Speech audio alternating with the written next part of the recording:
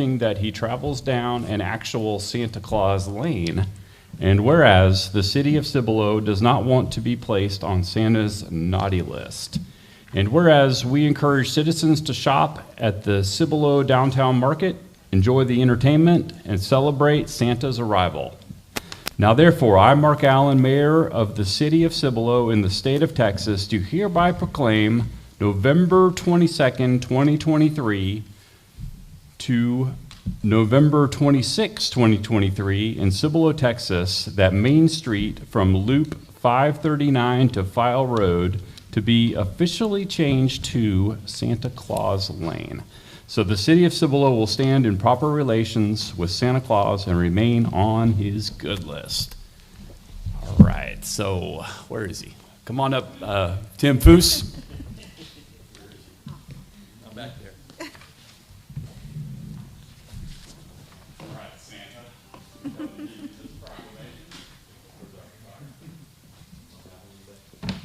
I'll take one. Oh, Kelsey's got it. Stand up. So, you don't look down in the background. Oh, sorry, wait for this.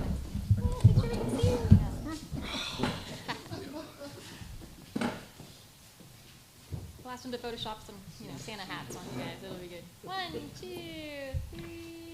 And I don't know if she wants it this way, so 1, 2, 3. Thank you. What?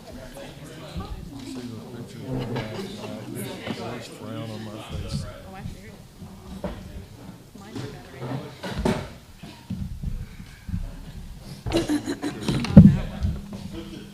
Whatever it was. All right. That was terrible. Look at me. Okay, so we will go ahead and get started with the next item on the agenda, which is citizens to be heard. This is the only time during the council meeting that a citizen can address the city council. It is the opportunity for visitors and guests to address the city council on any issue, to include agenda items. All visitors wishing to speak must fill out the sign-in roster prior to the start of the meeting. The city council may not debate any non-agenda issue, nor may any action be taken on any non-agenda issue at this time. However, the city council may present any factual response to items brought up by citizens. Attorney General Opinion JC 0169. Limit of 3 minutes each. All remarks shall be addressed to the council as a body. Remarks may also be addressed to any individual member of the council so long as the remarks are about matters of local public concern and not disruptive to the meeting or threatening to the member or any attendee. Any person violating this policy may be requested to leave the meeting, but no person may be requested to leave or forced to leave the meeting because of the viewpoint expressed. This meeting is live streamed. If anyone would like to make comments on any matter regarding the city of Cibolo or on an agenda item and have this item read at the meeting, please email psimmons@cibolotx.gov and vchapman@cibolotx.gov or telephone 210-566-6111 before 5 p.m. the date of the meeting. All right, so we have 1, 2, 3, 4, 5, 6, 7 people signed up. So we'll start with Veronica Reardon. Hey, Veronica, welcome. Testing. I'm just testing. I guess it's not working. Okay. Is the light on? Is- Is the little box, is it green? Okay. I'm loud. Good evening. My name is Veronica Reardon, and I wanted to extend my appreciation to those of you who responded to my emails regarding the Miss Cibolo pageant. Since bringing this matter to your attention, the original post on social media, which identified the young woman wearing a sash and crown as, quote, Miss Cibolo 2023-2024, who would serve a year-long reign, has been edited to add the word ambassador to the title. But that is just a matter of semantics. A crown and sash are the regalia associated with an actual title holder, and the public would be none the wiser. A follow-up post sought to justify the appointment, stating that the directors, quote, have been lucky enough to know this young lady quite a few years now, end quote. However, there is no mention of the familial relationship of the young woman to one of the directors, hardly transparent. Unfortunately, any attempt to dissociate the city from this situation is moot to the actions of the city mayor. According to the two women, they were approached by Mr. Allen to take over the pageant. One of these women is not a resident of Cibolo nor of Guadalupe County. Mr. Allen, acting in his capacity as mayor, unilaterally installed the two directors to the position without soliciting any other possible volunteers. In doing so, he blurred the lines and involved the city. This was further exacerbated when he and one of the directors made the decision to appoint this young woman as Miss Cibolo ambassador, knowing that she was the daughter of the other director. This, too, was an action performed in his capacity as the mayor of Cibolo. The director's justification for installing this particular young woman with the blessing of the mayor is that she has held multiple titles in the younger age categories of the program. However, no consideration was made for any other young women who were similarly qualified. I can think of at least 5 former title holders currently in high school who are also doing amazing work in their schools and community. To be clear, this is not about questioning the qualifications or the character of this young woman. It is about the fairness and integrity of the process. In an effort to be solution-oriented, I propose the following. Immediately remove all social media posts that identify the current Miss Cibolo ambassador as holding any title associated with Miss Cibolo. Reach out to every young woman in high school who has previously held multiple titles within the Miss Cibolo pageant. Afford each of these young women the opportunity to wear the same crown and sash as the current, quote, Miss Cibolo ambassador. Allow for a minimum of 2 weeks after notification for these young women to respond. And allow these young women to participate equally and without rank at all events. This means that positions on the float would need to be rotated. No single ambassador should hold the top spot in appearances more than once. Until this can be accomplished, all public appearances by the current Miss Cibolo ambassador should be suspended to avoid any confusion. Thank you. Thank you, Veronica. Next up is Daryl Zunker, please. Can I allocate my 3 minutes to my son who's up to speak next? Sure. I assume your son is Cade Zunker? Okay, so that gives you 6 minutes, Cade. Welcome.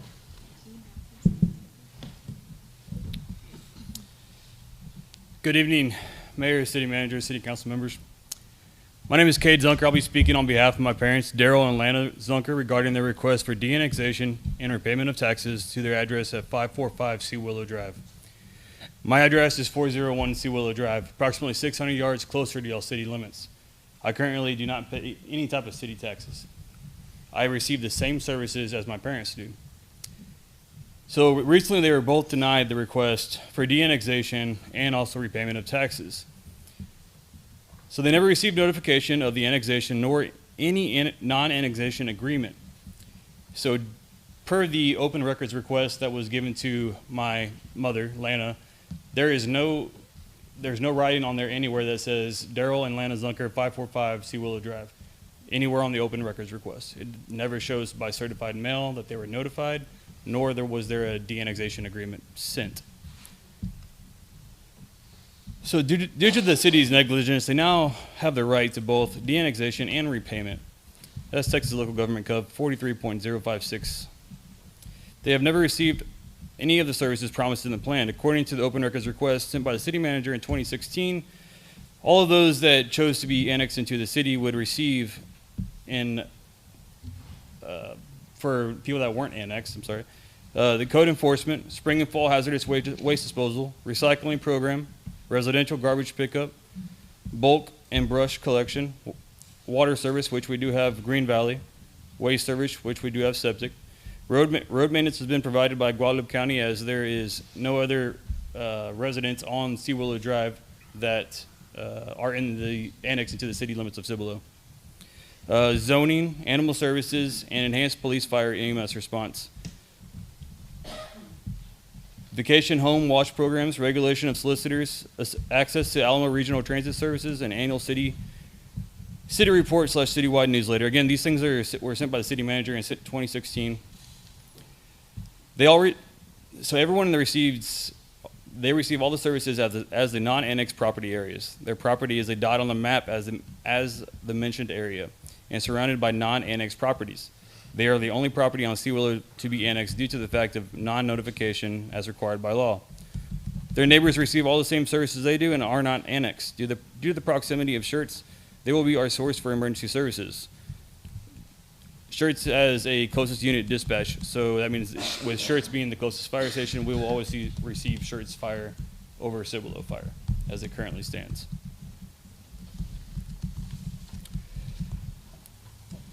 Lana also sent several emails asking how they would benefit.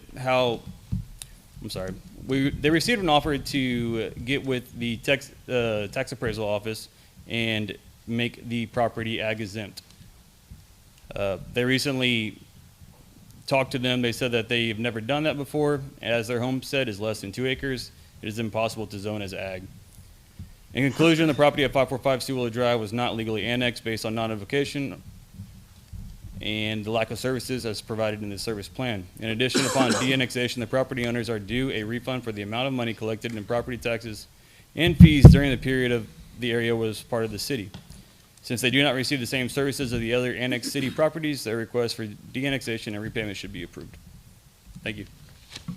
Thank you, sir. All right, Councilwoman Katie Cunningham would like to state some information about this as far as factual response. I just wanted to say we did get some emails from Alana Zunker, but they were like a Google Dropbox type thing. Okay, so if she can send it where it's not in that folder, because we can't click any of that. That's great. Thank you so much. Thank you. I tried replying to the email, but I kept getting an error. So. All right, next up is Dee Dee Dale. Come on down. Hi, y'all. Welcome, Dee Dee. Thank you. I just wanted to give y'all an update on the crosswalk. Y'all are probably tired of hearing me come up here about the crosswalk. Anyway, it is starting to work, and people are sort of starting to stop, and a couple of them have cussed out the car in front of them, stuck their head out the window and yelled and everything, but it's working, so we're real excited about that, so we thank you. And then the other thing, I don't know if it's pertinent or not, I don't know who to talk to, but there's a porta potty in the parking lot, the city parking lot, that is right next to my house. And sometimes it doesn't get serviced. A lot of times there's all kinds of trash all around it, and I would usually pick it up. I just don't want to pick it up anymore. It's kind of nasty. But also, and I hate even talking about this, but there's a kid, I think he's a kid, that hangs around late at night, usually down by the tracks. Now he's hanging around the porta potty, and he goes in and he hits the sides of it, or I didn't even know he was in there, and I pulled up in my truck the other night, and I heard it slam, and I thought, I didn't know anybody was even there. But anyway, he's scaring me, he's scaring Kim, and he's out there till like 1:15, 2 o'clock. I've called dispatch, and they said we're aware of him, and I just don't know. You know, if he's probably not dangerous, but we're still kind of concerned. And I don't know who the porta potty belongs to, who ordered it, who has it, calls and has it serviced or what. But anyway, I just wanted to bring that to y'all's attention. Thank you for your time. Thank you, Dee Dee. Appreciate it. Katie? So I was actually going to mention later on at an agenda item for that kid. I've was scared by him the other night. He was on the railroad tracks and kind of came out on the road. It's becoming a safety issue now. I know I've seen him around the city in a few other places. I know I've seen him in Saddle Creek Ranch. So he travels. I mean, that's impressive, that much walking. But I'm not sure how to address that. But if we could have maybe I don't know if the crime victim liaison would deal with behavior, reaching out to the family, yes. Reaching out to the family and seeing if there's some resources or something that we can do to support or connect them with community resources just to make sure he's safe. Okay, thank you. And Mr. Reed, can you please have staff look into the origin of that porta potty, why it's out there, and then see what the plan is for removing it?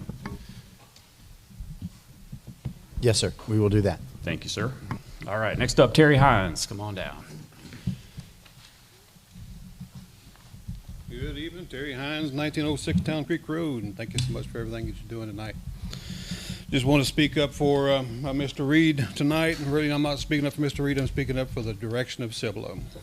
But just wrote down a few words here. So our citizens want to take a moment just to thank the council for having the opportunity to hire Mr. Reed, but also having the foresight to support him tonight, to support him through this evaluation process, and I will go ahead and say extending his contract. He's been a bright light brought to the leadership of our city.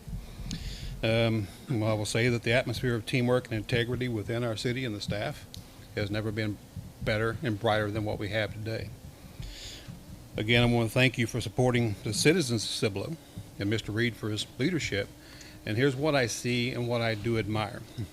As I take this from Proverbs 10:9, and that's whoever walks with integrity walks securely. And I see that in Mr. Reed. So thank you very much. I concur with your sentiments. Thank you very much, Mr. Hines. All right, next up is Angie Fisher and Tanya Bjork. Come on down.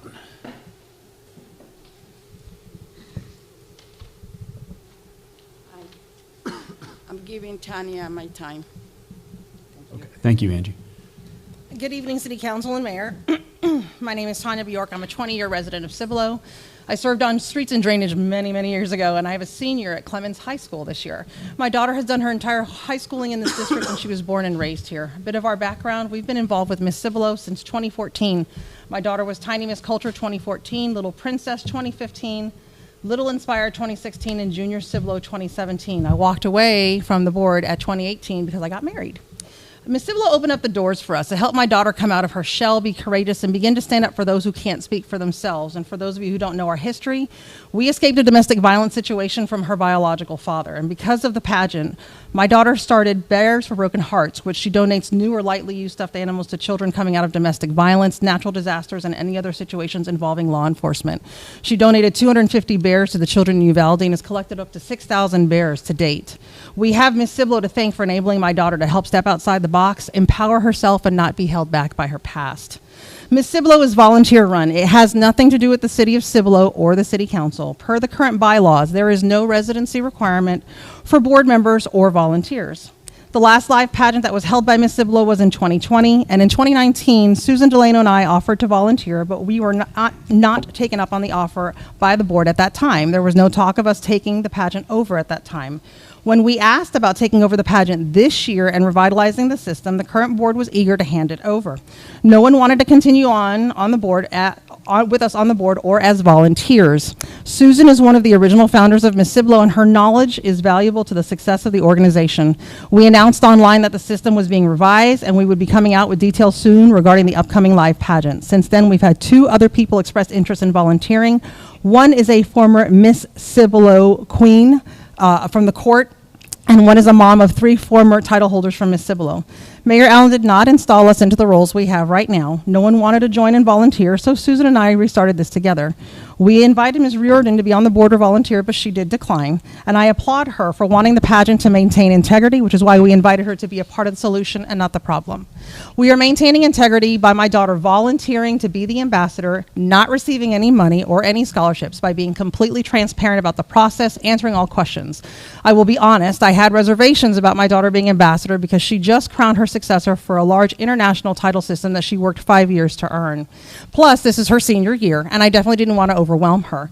But she wanted to help promote this so that other young ladies can benefit from Miss Cibolo like she did, and I have no problem disclosing my daughter's history with the system and relationship to myself and Susan Delano.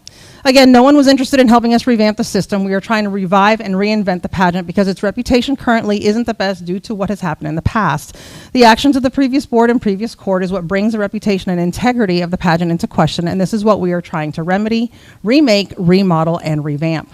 All paperwork was requested from the previous board but not handed over. It took months to get what we did received. The previous board shut everything down. We still don't have the title to the float, paperwork that tracked the scholarship money, or minutes from meetings, and all of this is required to be maintained per the bylaws.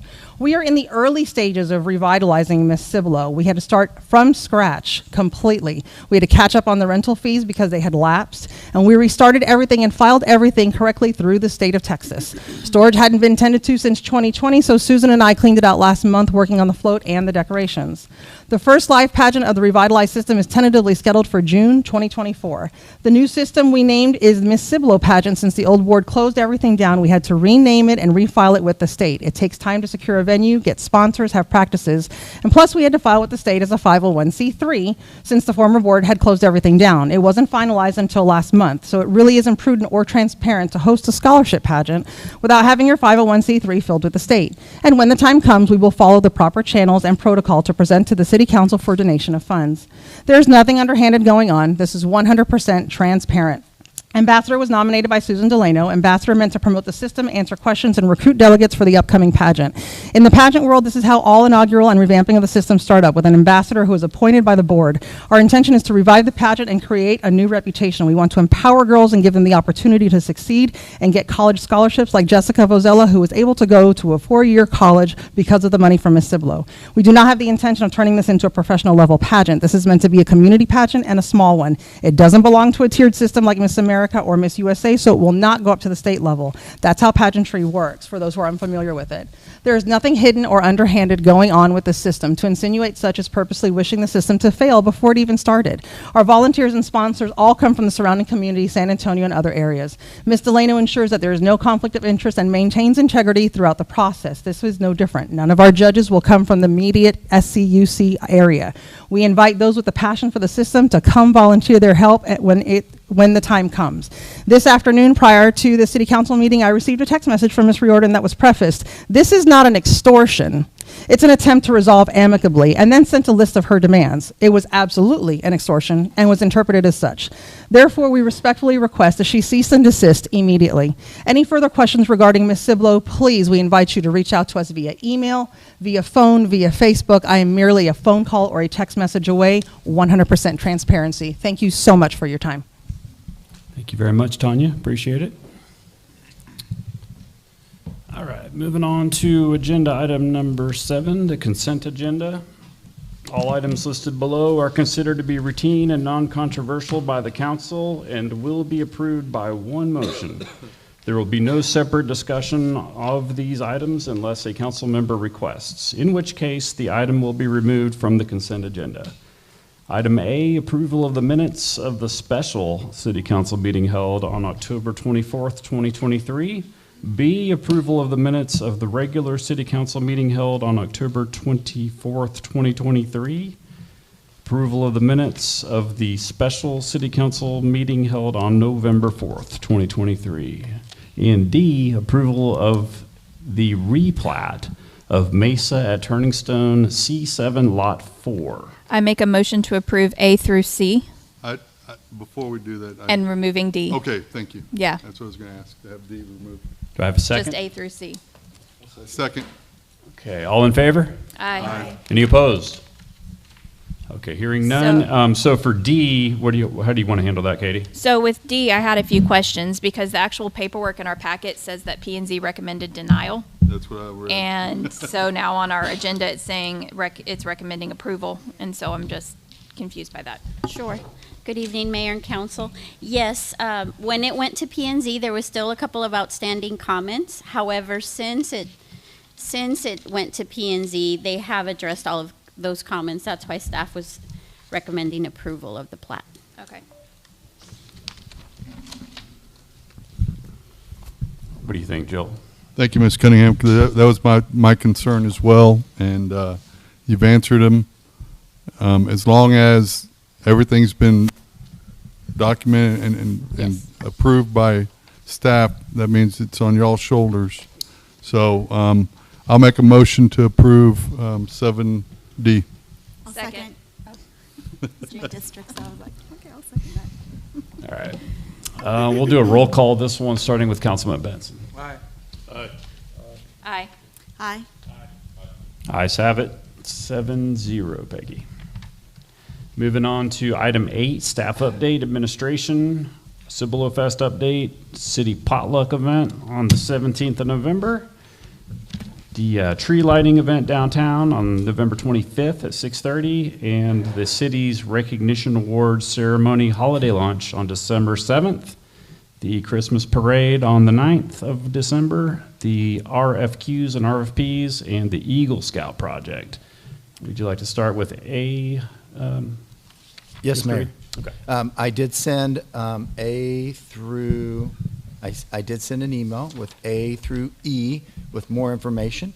So if any of you need me to resend that, I'd be happy to. I therefore won't spend a lot of time on that. I do want to say that the Cibolo Fest update is that we will provide, staff will provide a presentation on December 12th to City Council about this year's Cibolo Fest. We plan on covering staff's observations of what went well, what can improve for next year. We will also seek council's feedback on what you observed and what you think we can improve on for 2024. We did this after last year's event, and it led to this year's event not having some of the same issues that we had last year. And staff noticed a marked improvement in little things that nobody observed or experienced this year, but we know went much better. So we're going to seek your feedback as well. We also sent a survey to all of staff, and we've had 25 staff members respond. So every staff member who participated had the chance to give us feedback. Lastly, we'll ask for council to select a date for 2024. We'll provide information about other festivals and events that are scheduled in October of 2024 as well. And with you setting that date, we're able then to begin to prepare for 2024 and make reservations for vendors, acts, musical acts, and the carnival as well. Mayor. I'll move on. Oh, yes, sir. I'm not going to select the date right now, but I liked it being around Halloween there at the end. So if y'all can try and schedule it again towards the end, that'd be great. I liked how the Jeepers and stuff came out, and they did the trunk or treat, and we had the Halloween costume contest. I thought that was really, really neat and cool. So if y'all can make it around that same time frame would be great. Yeah, I tend to agree. And so typically, when was it? It was always the more towards first. The beginning of It October? was the 1st of We used to do October. it that Yep. way? Yes, Okay. sir. 2022 is the beginning of the month, and last year we had higher attendance, but this year we had rain events leading up to Cibolo Fest. It was still cloudy the morning of, and it looked like it was going to rain Monday or Saturday morning. It opened up, and the skies were great in the afternoon. And what we found is that there were several other events occurring that same weekend. Seguin had its Pecan Festival, and there's one in New Braunfels. So that's why we're going to provide you as much information about other events. You get to set the date. We go execute on Cibolo Fest. And Yeah, I like the cooler weather by having it towards the end. Nobody wants to be out there in, the blister and heat, sweating. Yeah. So I like. We'll be back on December 12th. Okay. And Thank you. I'll have to add that residents really enjoyed having the shuttle service. Rather than using the fields, they really enjoyed parking and being shuttled over. That was a constant, good feedback that I also received. I mentioned that too, that I know it was like a last minute, oh no, our normal parking's flooded, but people actually, that was one of the biggest perks that I heard about. That reflects a very strong relationship between the school district leadership and the city's leadership, because they turned that around in a one-day request. Yeah, it worked out great. At first, I thought it was going to be a deterrent, that a lot of people, value their independence and being able to drive themselves, so that way they can, leave on a whim if they want to. But yeah, it's good to hear the positive feedback that people actually enjoyed that. So it'd be nice if we could continue that as an option, but, obviously not required if it's nice weather. I'll move down to RFQs, RFBs, and RFPs. The city received 4 bids in response to the Bolton, Lower Seguin, and Dean Road RFB. Staff will be before you on December 12th for council to award a contract and authorize the city manager to go execute it. The bids were with, we do have one or more bids, but the lowest bid is within our budget, so we're very pleased, and you'll be pleased with the results of that as well. Lastly, an Eagle Scout project. I'll send you pictures But Kelly Craighead and Tim Foose were able to work with an Eagle Scout who was looking for a community project. And so this Eagle Scout and his group were able to install the landscaping along the backside of City Hall the City Hall Annex parking lot.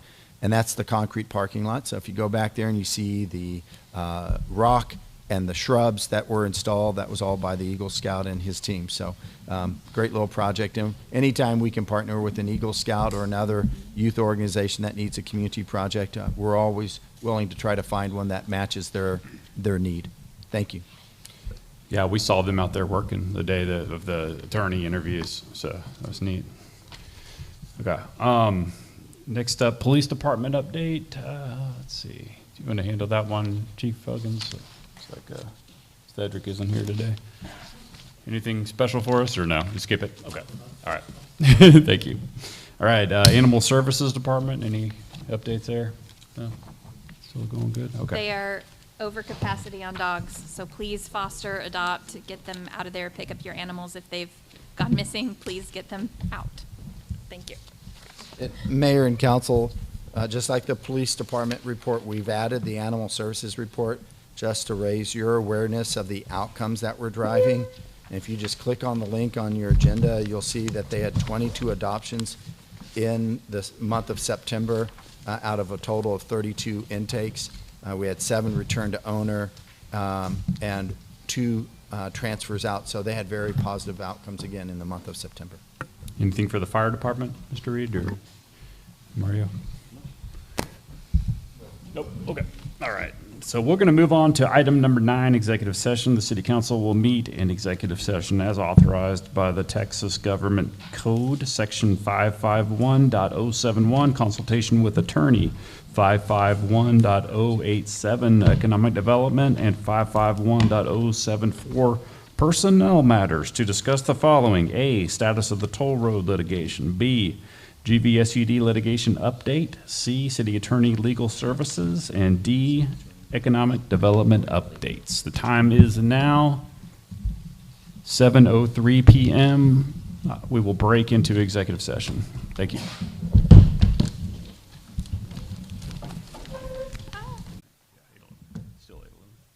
All right, moving on to 11A, approval, disapproval of an ordinance of the city of Cibolo repealing and replacing ordinance 1256, purchasing policy and procedures of the city of Cibolo. Ms. Miranda.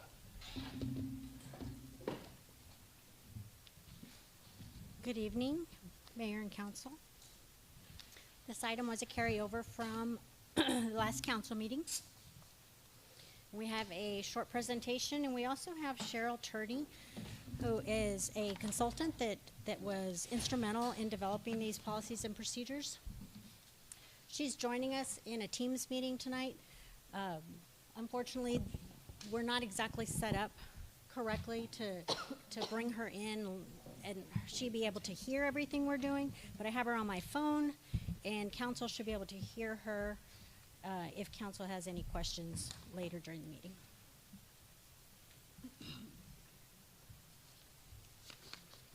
So I have a presentation.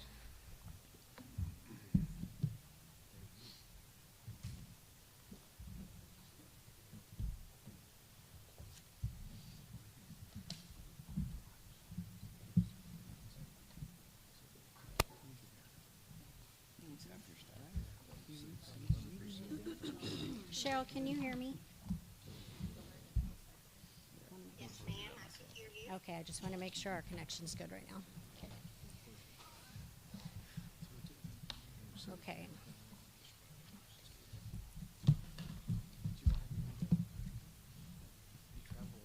Can you hear me and see me? I can hear you on my phone. I'm going to go through the presentation, and then we can bring you up on the screen for any questions. Okay. Appreciate it. Our last purchasing policy was approved by City Council early in 2019, prior to establishing the procurement specialist position in the city. Responsibility for much of the procurement process fell on the departments and city's third-party engineering for development of bidding packages, requests for proposal, and requests for qualifications. Council's decision to add a procurement specialist in finance centralizes the procurement function in finance. Our procurement specialist hit the ground running in December of last year. Over the last year, we have been working with Cheryl Turney in coordination with our city attorney's office to develop templates for the city's use in developing RFPs, RFQs, and invitations to bid internally. Cheryl, with over 35 years in government procurement, has been instrumental in developing the policy and procedures in front of you today, and she is joining us tonight virtually for any questions.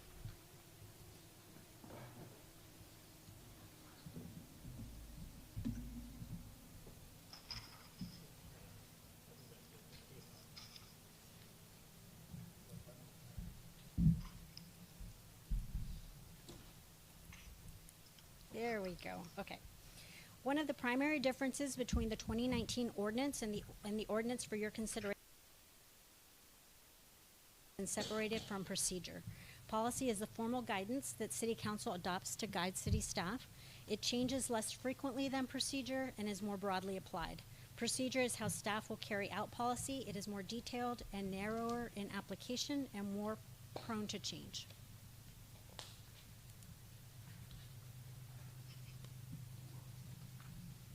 Considerations that went into policy development is the city charter and Texas government statutes while keeping the city's mission and vision in mind. Key elements of the policy ordinance includes ethics in public procurement, procurement cards, procurement of materials, supplies, equipment, and general services, procurement of professional and consulting services, procurement of construction services, exemptions from competitive procurement, delegation of authority, and disposal of surplus property.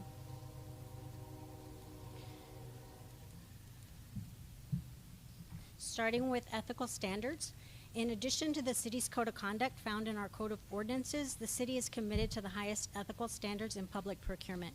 This ensures fairness, impartiality, and transparency in the process. Council and staff involved in purchasing decisions should be free of any perceived conflicts of interest and must disclose any attempts by a vendor to influence purchasing decisions. Confidential information also must not be used for personal gain. Procurement cards. The city does have a P-card program. P-cards are generally more restrictive than regular credit cards and provide more internal controls over procurement. P-cards are generally used for small dollar, high volume purchases to reduce time and energy in the accounts payable process. Typical uses for procurement cards would be office supplies, emergency supplies, travel and training, subscriptions and memberships. Prohibited uses would be things like alcoholic beverages, capital equipment, using it for cash back or fuel because we have a fuel contract, and any personal items, of course. Procurement of materials, supplies, equipment, and general services. Texas Local Government Code 252 governs procurement for materials, supplies, equipment, and general services. Purchases over $50,000 must be approved by City Council. Competitive bidding requirements are met by the use of purchasing cooperatives like Buy Board, for example. Purchases under the statutory limit of $50,000 are covered by the procedures manual under the authority of the city manager. Procurement of professional and consulting services. Professional services are exempt from competitive bidding and should be procured on the basis of qualifications and experience. Government Code 2254 requires that engineers, architects, and surveyors be selected based on qualifications with price only negotiated after award. Price can be a part of the evaluation criteria with any other professional service. And that's the difference between an RFP, a request for proposal, and an RFQ.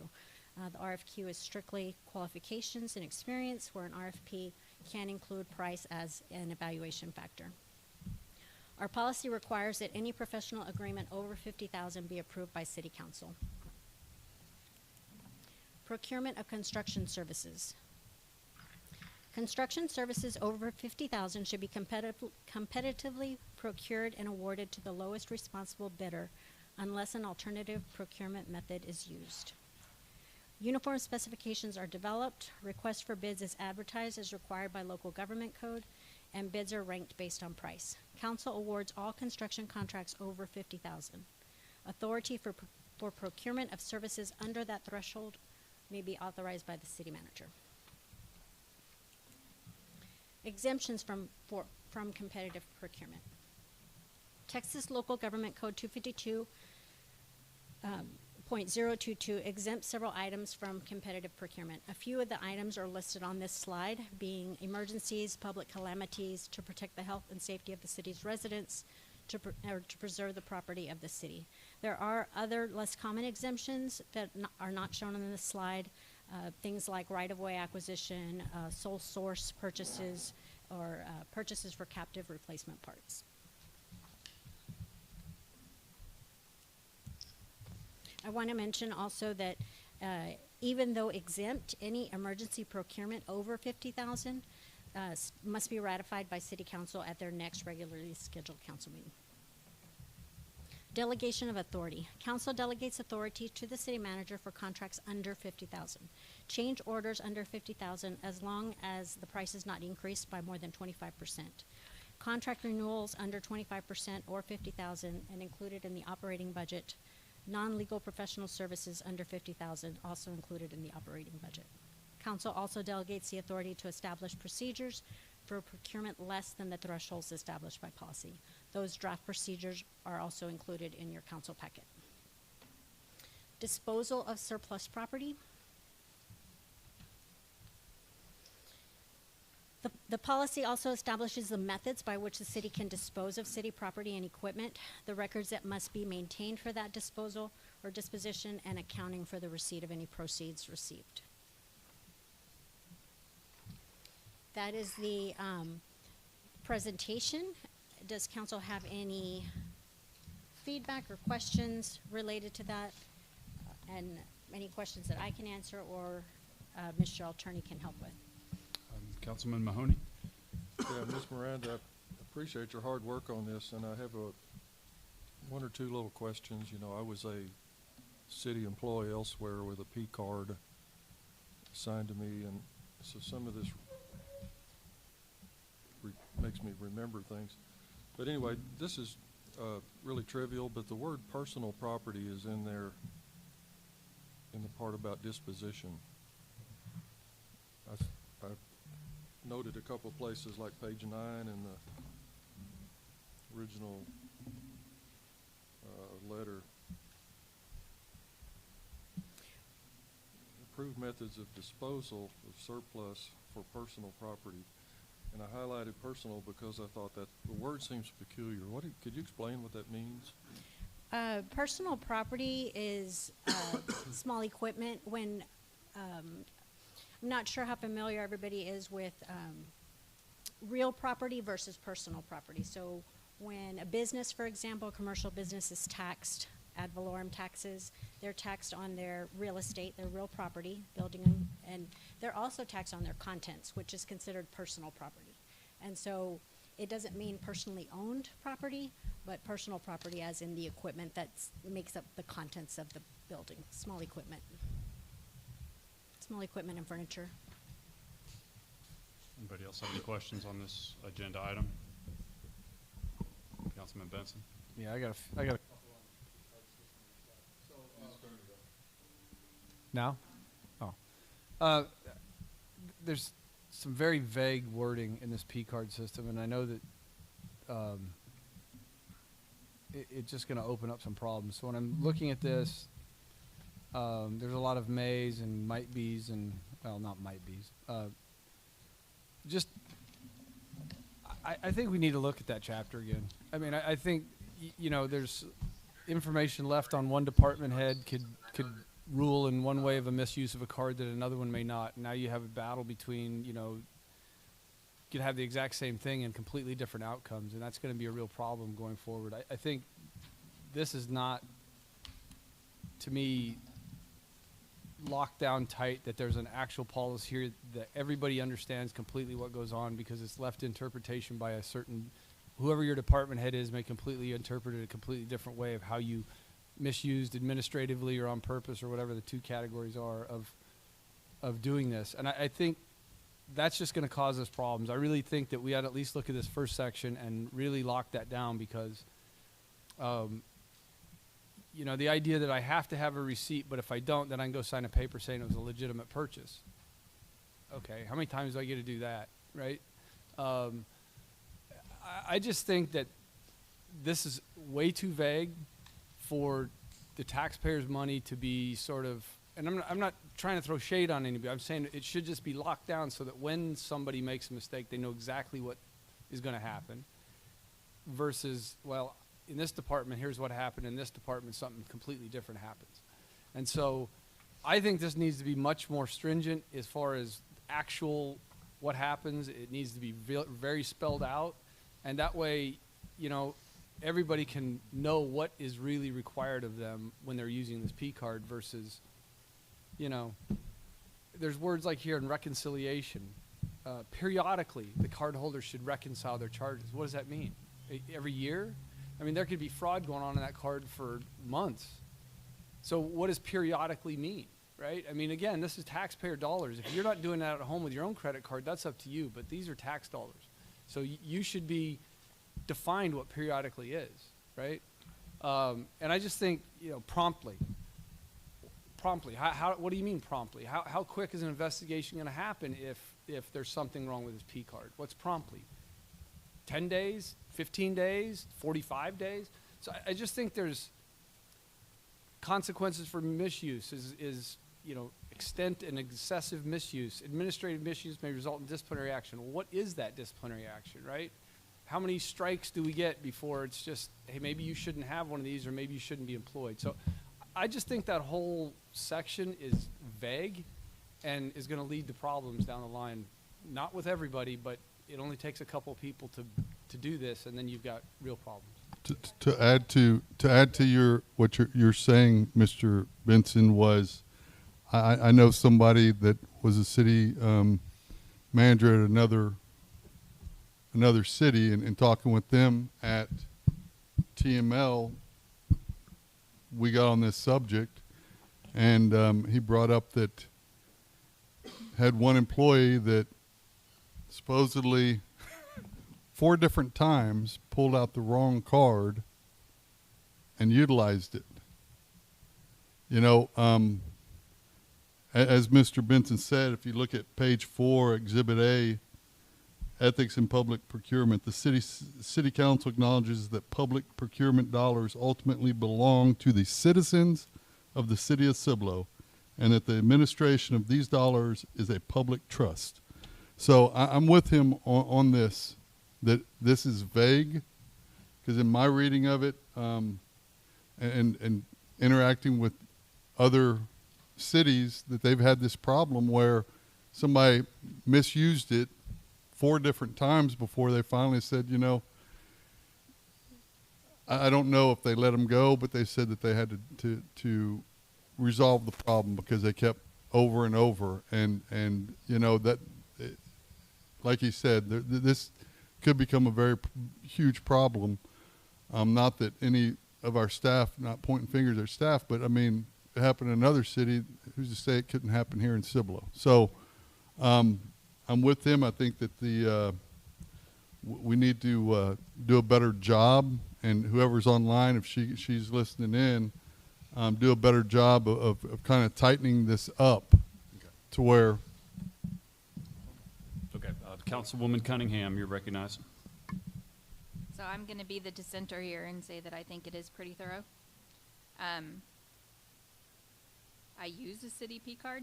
I know the system for it. There are limits that are imposed on P cards. I'm assuming that we would do that too. And like we a total transaction limit where, Yes. for example, if I needed to pay for something that was over $1,000, the monthly transaction limit on that card was $1,000. I would have to call procurement and finance to have them call the company to increase the limit to allow the purchase to even go through. So there are ways, and I see that in here, that every card has a single transaction limit. So it's not only just an overall transaction limit for that month, but a single purchase transaction limit. The total value of any transaction should not exceed this single transaction limit. Purchases shall not be split into multiple transactions. There are ways to have your credit card set up that way. If you have business credit cards, you can set it up so that if there's 5 purchases from the same company within the same amount of time, it's going to flag those and not let them go through. I see that there's 10 days to submit a receipt.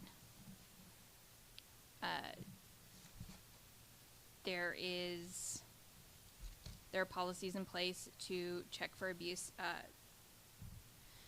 The P-card statements and supporting documentation should be reconciled, signed, and approved by the department director and forwarded to the program administrator within 15 days of the statement closing date. So at the end of the month, when the statement closes, they need to have all those receipts reconciled, meaning on our statement it says there was $15 spent here. Do I have a receipt for that? Was it an approved purchase? So there is a system in place in this that I'm seeing, just from personal use. I understand that y'all want something maybe even more specific. When you get too specific in a procedure, and I like procedures a lot. I like specificity and procedures. With something like this, though, when you get too specific, it really starts impeding some of the work. Because if you have someone who goes on travel, for example, and you need to get a receipt from the hotel, you don't get that receipt from the hotel until after you've already stayed there. You may have paid for it ahead of time. You won't get a receipt until after you complete your visit, things like that. So it can get muddy. The only specific thing that I might like to see in here, I'm okay with it the way it is. The only thing that might be nice to include is the limits. Like, what is that single transaction limit? It may vary from department to department. So if it varies, then it is what it is. Also, I didn't see the application. I may not have gotten far enough in the packet to see the application for the P-card, but who signs off on that? The department director, the applicant, and the city manager. Okay, so it is the three people are signing off on it, and so if something does happen, you have 3 people to hold accountable for that. And the application does have the single transaction limits and the monthly limits on there. Okay, perfect. We didn't include all of the exhibits in the procedures manual or to this procedures manual, but those do Saved have one tree. additional information on Okay. them. As far as like the missing receipt form does state that every effort must be made to obtain the receipt. So we just won't take a missing receipt form without you having called the vendor to see if you could get a duplicate, for instance. Perfect. Things like that. So we currently do have a P-card program in place. So a lot of these procedures we're already following. We don't have a lot of issues with the receipts being turned in. I mean, we do have to pick up the phone occasionally and remind people that their statement, it was due today, and maybe we didn't receive it timely. So, but that's typical in a lot of processes. So how many P-cards do we have? That I did not bring that number with me Okay. today. But most, all of the executive directors have them. Most of the superintendent level, the next supervisory level has them. I know there are several people in the police department that also hold P-cards, but it's not widespread. Okay, and is there any pre-authorization required for P-card purchases? No. No, they just purchase. Okay, The only thing is a single transaction limit, and that varies by position as well, by the level, Okay. supervisory level. Okay. Thank you very much. Any other questions? But we can definitely include disciplinary processes. For example, one strike means this, 2 strikes means this, but, of course, we have the ability to revoke the P-card when they've met, when they've been shown to not follow processes. So go ahead. Do we have that outlined, however, like what would it take? Not at this time, but we Okay. can include that in the procedures Right. manual, and this manual is a working document. Does somebody want to make a motion with that stipulation? Well, I think mayor and council give Anna, myself, and Cheryl Turney the next month. We'll come back on December 12th, and we can show you a tighter P-card section in the procedural manual. Okay, so can I That is still flexible enough that it's not so rigid that it's going to create new issues, but more specific to address some of the comments that we've heard by council. So can I make a motion to should I either table it or approve it without chapter 1? Well, the item before you is the ordinance, which does not include the procedures manual, just the policy. So the policy would not be changed related to the discussion tonight. The procedures manual would be changed, and that's a separate document from the Okay. ordinance. Then I make a motion to approve. Got a motion and a second. We'll do a roll call starting with Councilman Hicks. Nay. Aye. All right, so the nays have it, I think, on this one, 4-3, right? Okay. We will bring the policy and the procedures manual back. Thank you. At the December meeting.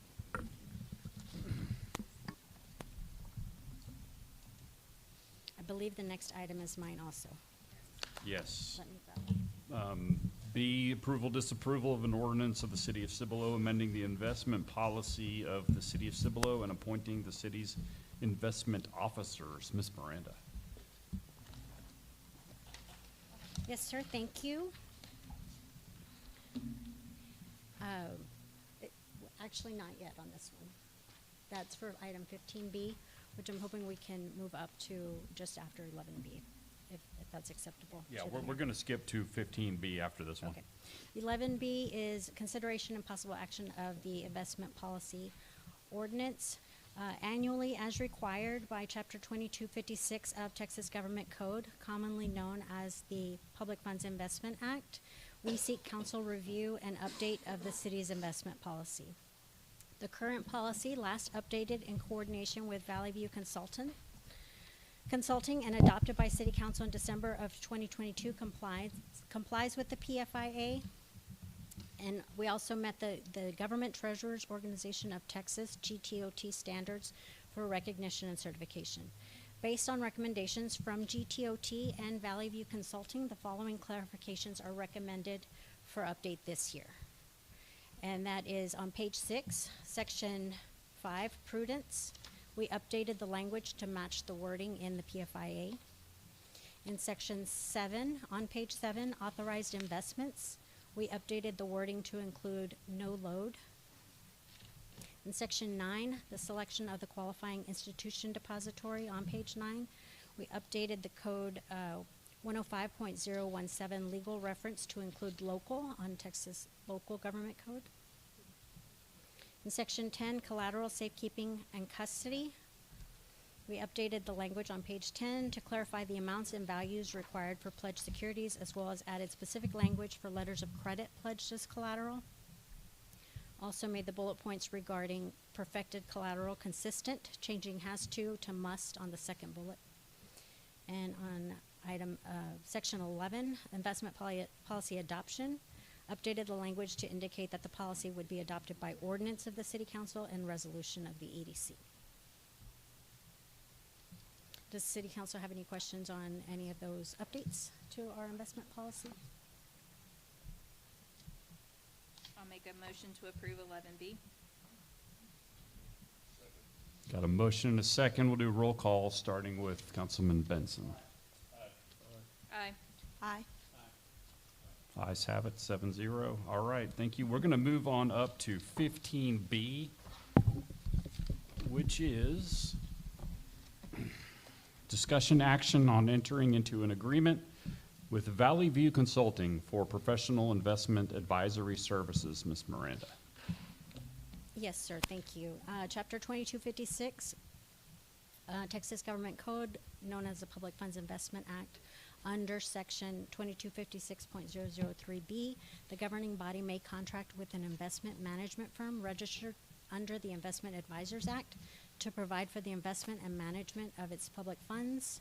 A contract made under authority of this subsection may not be for longer than a term of 2 years. Valley View Consulting, who's worked with the city in its annual review of policy, specializes in serving public funds investors. Other services beyond investment policy review include analysis of investment options, interpretation of market conditions, advice on long-term strategies and appropriate asset allocation, identifying potential arbitrage concerns, assisting in the primary depository selection, which is coming up for renewal in 2024, assist in cash flow forecasting, monitor broker-dealer custodian and safekeeping relationships, and continued education of staff in the investment area. Valley View Consulting would serve as an extension of staff. Actively seeking opportunities for investment of idle funds would be their priority, and we anticipate our portfolio earnings would be enhanced. Emily Upshaw from Valley View Consulting is here to make a short presentation to the City Council before Council deliberates on an agreement with them. Anna, I've got a quick question. If that's all right. Did we have to go out for a RFQ for this? Since it's dealing with It it? would not be RFQ, it would have been RFP? Okay. Professional services are exempt from Okay, any type of that's bidding, right. and it is less than that 50,000 threshold. Good evening, Mayor and Council. My name is Emily Upshaw. I'm with Valley View Consulting. I was here about a year and a half ago. We did a pretty big revamp on the city's investment policy. The rate environment that we're in, we came back to the city. We are getting to a point where rates are starting to stall and we are hitting a plateau.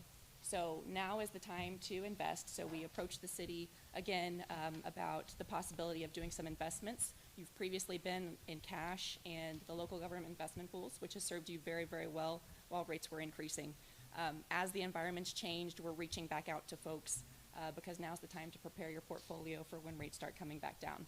So that was a little history as to how this came about. But I had a short presentation for you just to introduce ourselves, be here to answer any questions that you might have. There we go. So our approach, we're very tailored to each client that we work with. We would want to work with staff to develop a cash flow model that's based directly on the city needs. So we would find out when you need maturities to occur, and we would set up an investment plan tailored specifically to you. We have specific investment strategies. Everything is subject to the Public Funds Investment Act. The investments are very vanilla, very plain, but there is return to be had right now, so we want to help the city get to that. We hold competitive investment solicitations as is required by your policy and state law, and we also monitor progress and encourage participation. We really want your staff to be engaged. An educated staff is the best type of staff to work with because they understand the strategy, and that's what ultimately leads to action. So our portfolio focus, we know that you've had a lot of growth recently. You're cash heavy, and now's the time to start investing. You also have a long-standing bank relationship, and you have a bank RFA process that needs to be followed. You do that once every 5 years. Our firm also does that. So underneath our investment advisory umbrella, we offer that service to the city. So we would be helping with that project that's upcoming. So that's part of our relationship. With bond issuances, we help invest the funds once you receive them. We also are cognizant of the arbitrage rebate regulations. So we help staff make decisions around those regulations and to take those into consideration when we're investing bond funds. The city is also established on Tracker already, which is the accounting system for investments, which actually served quite well. We are also utilize Tracker for all of our clients. So now if we were to join the team with the city, that fee would then fall under our investment advisory contract if the city chooses to do so. So that way, the fee would actually be covered by our fees, and you no longer have to pay that monthly fee to Tracker. We have an investment portfolio emphasis. We would look at particularly your liquid options. Currently, you're in a lot of pools. We have money market account options out there that are paying higher than pools, so we would look to transfer some of the funds there. We also use direct place CDs that are fully collateralized at banks, and securities if the market shifts. Currently, CDs are actually yielding higher than securities, which is weird to say, but we are getting some good returns using CDs, so we would typically start there. We would create project-based ladders for your bond funds, so any projects that you have upcoming, project managers have schedules. We base all of the investments for bond funds on those projects, so it's treated separately than operating funds. Like I said, our yield considerations are always taken into account when we're creating investment scenarios, and we really just want to help establish an investment routine. Once you get started, if you're doing a monthly investment or a quarterly investment, it just becomes part of the natural process, and it's really healthy for a government to have a portfolio in place and to keep it maintained. Our firm, one thing I did want to mention is that we are Virginia registered.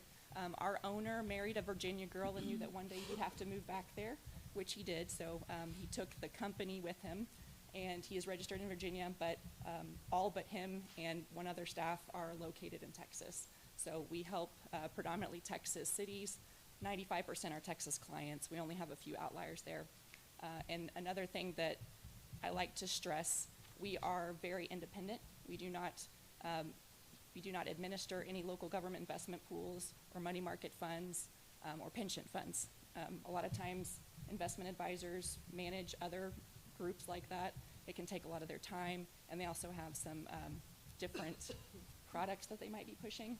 So we maintain our independence. We don't want anything to be recommended that's not in the best interest of the city. So what we would do for you, obviously we've done the investment policy review. We would continue to do that on an annual basis at least. We would provide the monthly accounting reports to take that off of staff's shoulders, also providing a quarterly investment report that would come to you all for approval each quarter. The bank depository RFA process, so we would like to get started on that as soon as possible because it is upcoming. And then just ongoing bank relationship monitoring. We have some former bankers on our staff. They're always available to discuss new services the city might need. If there's a fraud concern or something like that, they might be able to offer up some options to consider. And I've included the names of the folks that you would probably see come through here. Myself, Tim Pinnon is one of the bankers that would be working closely with staff to do the RFA project, and then Richard Long, he's the owner that's in Virginia. So I'm happy to answer any questions you might have.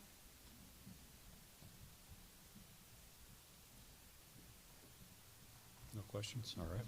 Do we have a motion for 15B? I make a motion to approve 15B. Second. Got a motion and a second. We'll start with Councilman Hicks. Aye. Aye. Ayes have it, 7-0. Thank you. We appreciate it.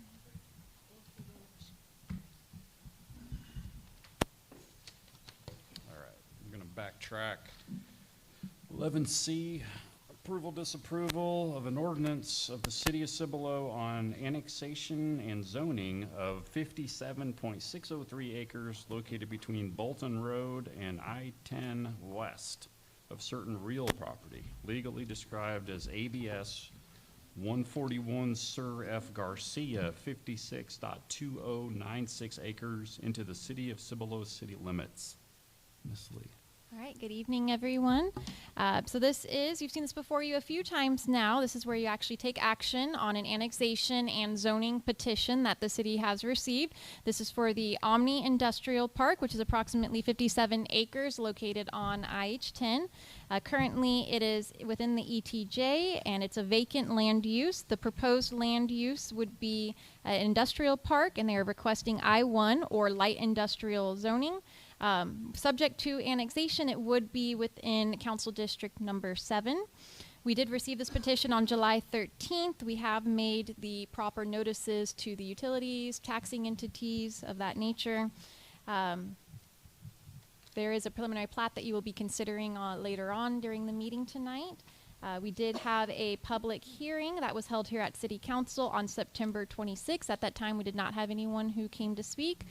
Should the City Council go ahead and approve this petition, we would annex it within the city limits, and it would be zoned I-1 light industrial.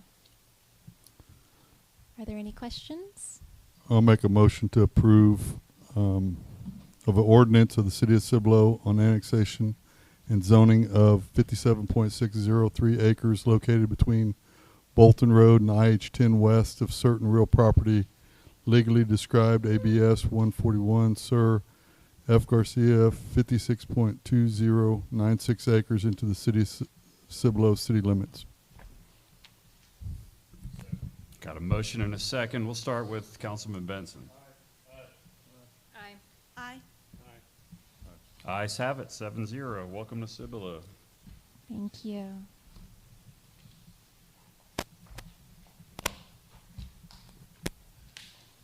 All right, moving on to approval, disapproval of an ordinance of the City of Cibolo on a variance request to UDC Section 18.1G 6.ai to waive the right-of-way dedication requirement for certain real property located at 304 South Main Street, legally described as ABS 57 Sir William Bracken 2.4770 AC. Ms. Huerta.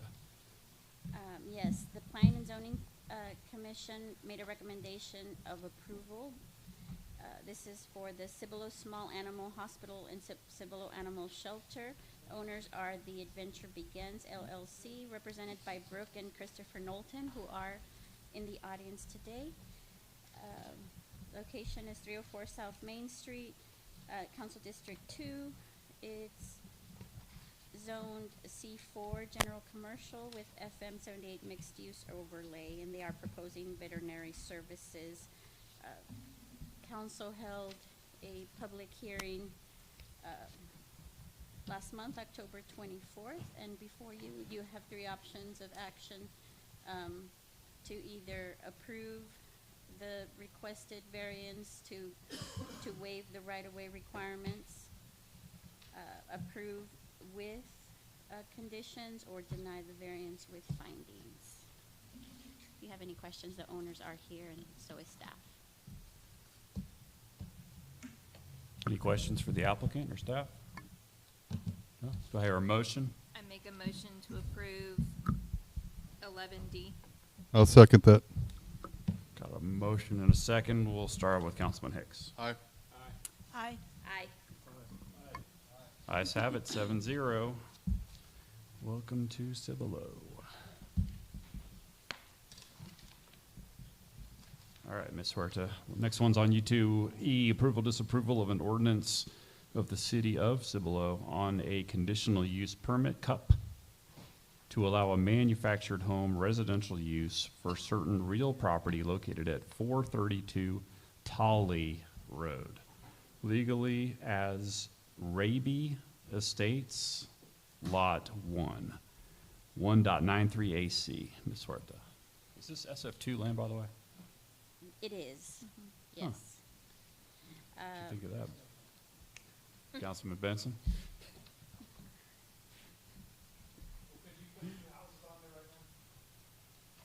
It is zoned. No, no.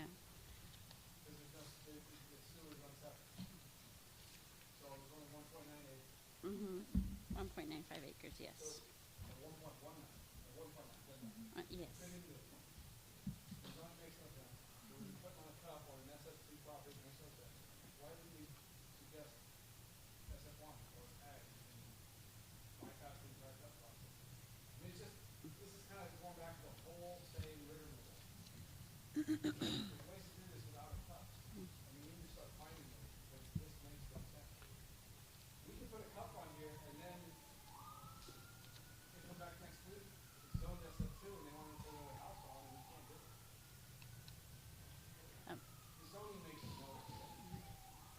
Well, this request came in before the proposed ordinance amendment, and. Mhm, mhm, mhm. Mhm.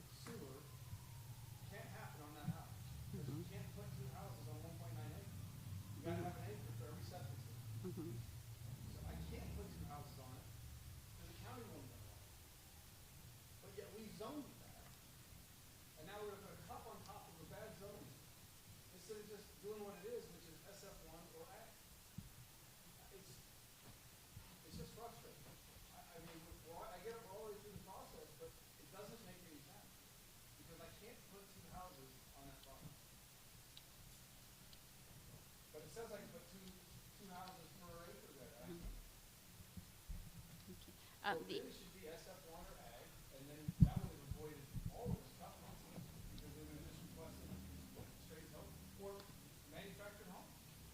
But why not use the appropriate zoning? What is it? MH? There you go. Yeah, All right. But we have that zoning for a reason, don't we? yes.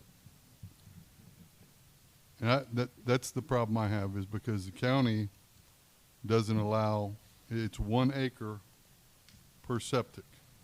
We don't have sewer there yet, and it won't be for several years that we have sewer down there. And with that, we've got to uphold something here. I mean, we can't just be going and, you know, because I mean, if it was 2 acres, we couldn't say nothing or do nothing, but it's less than 2 acres. right now, they only have some accessory structures like a storage on there. And the applicant is here also. And they have not purchased their manufactured home, but that was their intention, to place a manufactured home on the property. I don't think what's there is the problem. It's just, we have this has been an ongoing conversation about the zoning that we have in place that just doesn't make sense. So if we're saying it's SF2, which means 2 houses per acre, technically they could put probably 3 houses there, but they can't because they don't have septic, or they don't have sewer. Sewer. They would have to use a septic tank, but you can only do septic tank on 1 acre. They don't have 2 acres. They can only put 1 house on that almost 2 acre property. So why have it zoned SF2?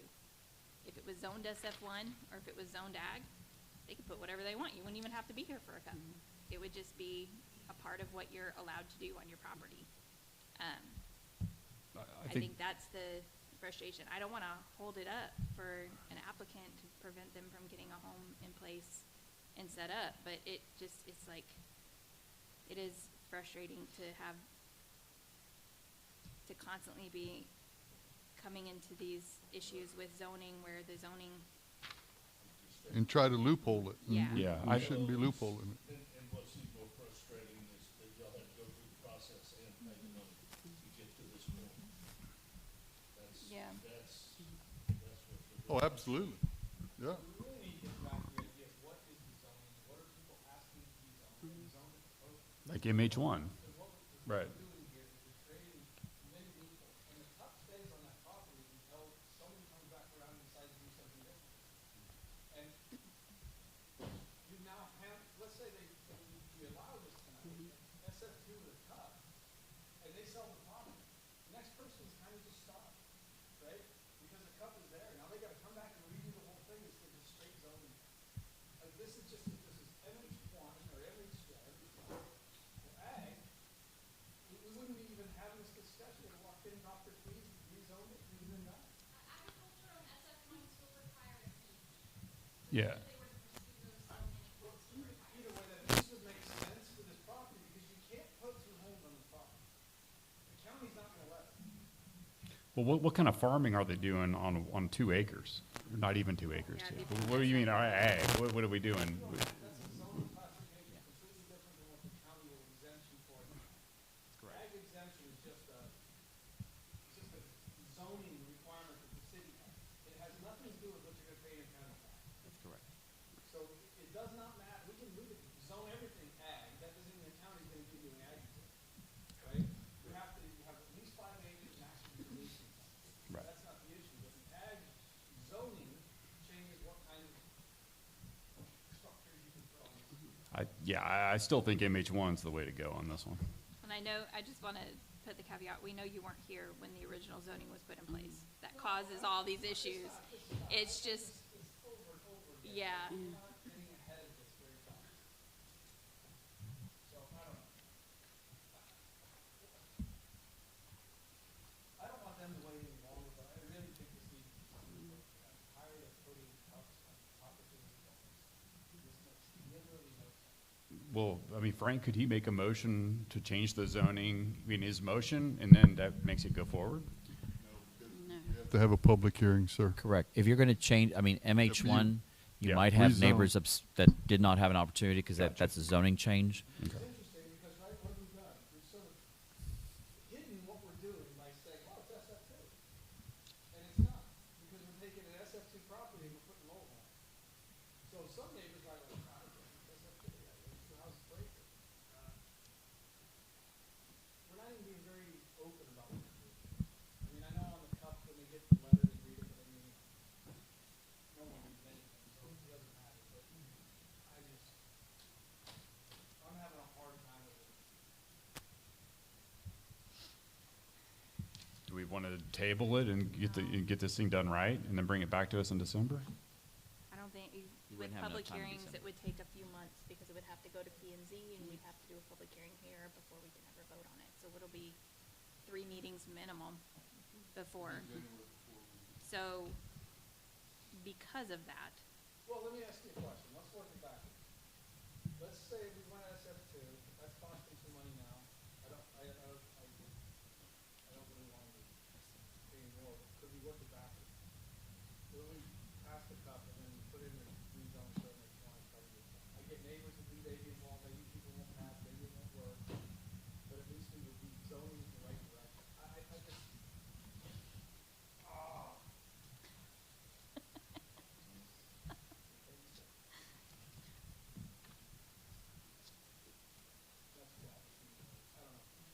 I make a motion to approve 11F. Isn't this E Oh, sorry, E. Sorry. E, As- 11E, as written? as written. Second. Got a motion and a second. We'll start with Councilman Hicks.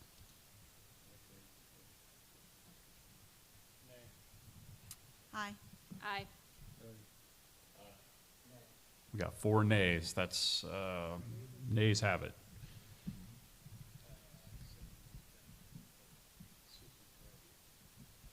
Oh, we don't have a supermajority over P&Z, so it, Now, when you're voting to, you're the final say. You only need a supermajority of the P and Z recommended approval, and you're denying. So that's the only time you would need. What I would recommend back to staff, though, So I is thought they recommended approval. They recommended approval. They It's- recommend When they approval, recommend but- denial, it would require a supermajority. okay, so when they Supermajority. recommend approval and we recommend denial, it does not need it. No, it does not need a supermajority. Okay, well, so since we voted it down, why don't we change, do it the right way and bring it back to us at the next meeting?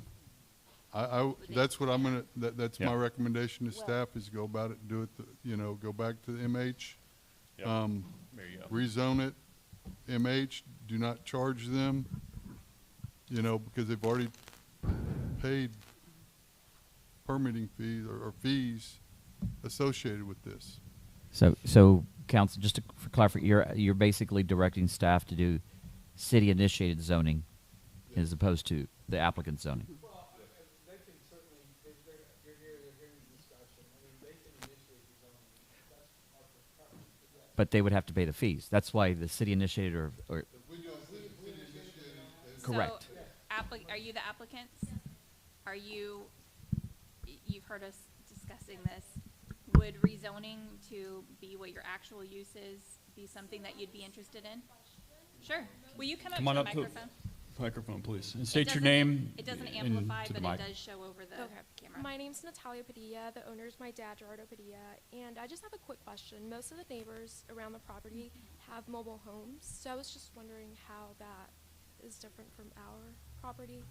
So it could be, and I might be speaking out of turn, so planning, please step in, but it could be that they were there before they were zoned to SF2. Okay. Or they could potentially have cups already in place Mhm. on their property, or they might be zoned something different than SF2 that allowed Well, it. to add to that, because I'm from the area, I'm very familiar with where y'all are at. That area has had mobile homes throughout it for years and years and years before the city even came in Right. and annexed y'all in. So that's more than likely what took place is It was already there before the city. they were there before the Correct. city Okay. came in. The city did a lot of rezoning in 2010, around that time frame, and so if it was there before, it was You're on, rezoned to my something Mayor. else, and then it was grandfathered. Mayor, you're on. Yeah, because Okay. that's what they're doing. Mayor, you're on. Oh, sorry. Probably. So what proceeds to be able to do this? They have to rezone the property? So what we're discussing, what Mr. Benson or Mr. Hicks, I can't remember which one had said, maybe both of them, is that, so your cup, which is like a, I think Mr. Conditional Hicks use. said, loophole to get around it, what we would like to do is initiate a city rezoning, where Okay. we would say, staff, look at rezoning this property to what they're actually using it for. So instead of SF2, which means single-family units, Mhm. about 2 per acre, which you cannot have 2 on your 'Cause it's acreage, less because than you have 2, less than 2 acres, right. that zoning doesn't make sense. It's like saying you're an apartment complex. When- And would that rezoning just change our property or the Yes, surrounding it area? would Just change yours, yours. just your property will now be a MH, But it would not manufactured home. cost anything to your family to do that. Okay. So if we did that rezoning, if we directed staff to do that, then it wouldn't cost you anything. It would Just rezone time, it just a would little bit possibly longer time. rezone your, But it's the proper way to do it. it would possibly rezone your property to what its actual use is. Right. And we asked what was the proper way to do this, and we were told it was a conditional It's not permit. that what you did was wrong. Okay. What you did was not wrong. Our staff did the cup the correct way. All that was done correctly. What we keep seeing, because you're not the first one, oh my goodness. They want me to be quiet. What we've seen a lot this year, and specifically with mobile homes wanting to be put in, I guess this was the year to replace or upgrade, is we're seeing that lots and lots of people are coming for a cup. Lots of them. And it's it's properties that could be zoned agriculture because they're actually a farm, and for some reason they're zoned SF2, which is kind of a neighborhood zoning, and it Yeah. doesn't really make sense. So we're trying to get our zoning to be reflective of what is actually there. Okay. And so that's why that's being brought up now, is we want to say, okay, your property's actually being used for this thing, let's just zone it that way so that you could put your mobile home there and not have to deal with a cut. And does the mobile home zoning have any restrictions in comparison to the zoning we have now? Susanna? Well, no. No, I mean, No. if it's a manufactured home district, that would allow a manufactured home. I need to see if there's a minimum lot size for that district. There is, and what is? Okay. Okay, so they're bigger than that. Okay. Much bigger than that, yes. Okay. So, yeah, let's figure it out with MH1 if possible. It's And just then a we'll go through the normal small steps. delay. I hate to do this to y'all, but I have a question. it'll be done right. Just Yeah. Being that I was just looking at the map and that the surrounding areas is classified SF2, and in just looking at the parcels, would it be worth looking, and being that most of the homes around are manufactured home, and please let me know, would it be worth the time in looking at the zoning of these surrounding areas? I'm That's actually asking. a storage unit. I'm asking. Oh, No, no, the yellow. She not means the the storage, but the surrounding yellow property. Yeah. here, which is It'll just here. include a lot of other property owners Right. No, that I- might question. Yeah, I think why. what she's saying is to do an administrative zoning. That way we're zoning these properties correctly Now that we through one know. fell swoop. So that way it's not this family only, it's all the families. So So that way they get the correct zoning and they don't have to pay for it. So, to Mr. Benson's point, for us to go out there and find these miszoning properties, we have these coming to us, so we see that they're here. Instead of just changing theirs specifically, why don't we forward look and see how we can appropriately zone these areas? I don't know if there's any objections to that, but it just makes sense that we already pinpointed an area that we need to zone better. Yellow with the property to the west of Solid Road, those are all homes. These are all, I don't know if any of them have a regular home on it. They're all regular homes with slabs. Well, it's something we can look at. Just for them to look at. But these over here, the majority of the homes, like she said, on the east side of Solid Road are a lot of Absolutely. manufacturing. Sure. Are Just those due even- diligence to look into it to see if they're slab, yeah.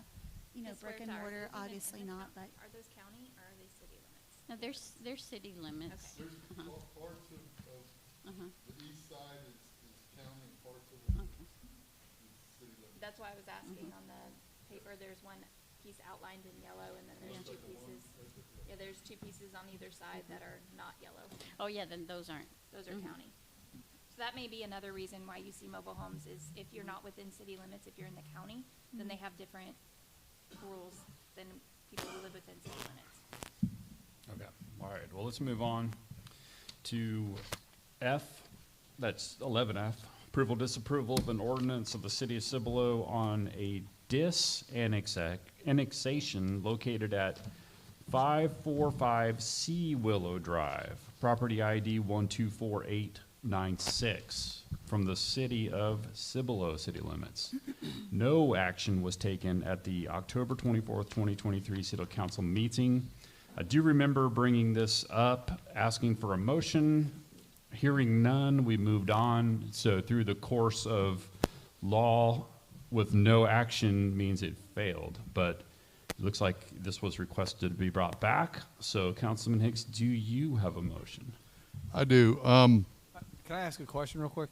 Yes. There was a discussion earlier that there's no record of any non-annexation agreement or anything with this. Is that what we found, or is that what they found, or do we know?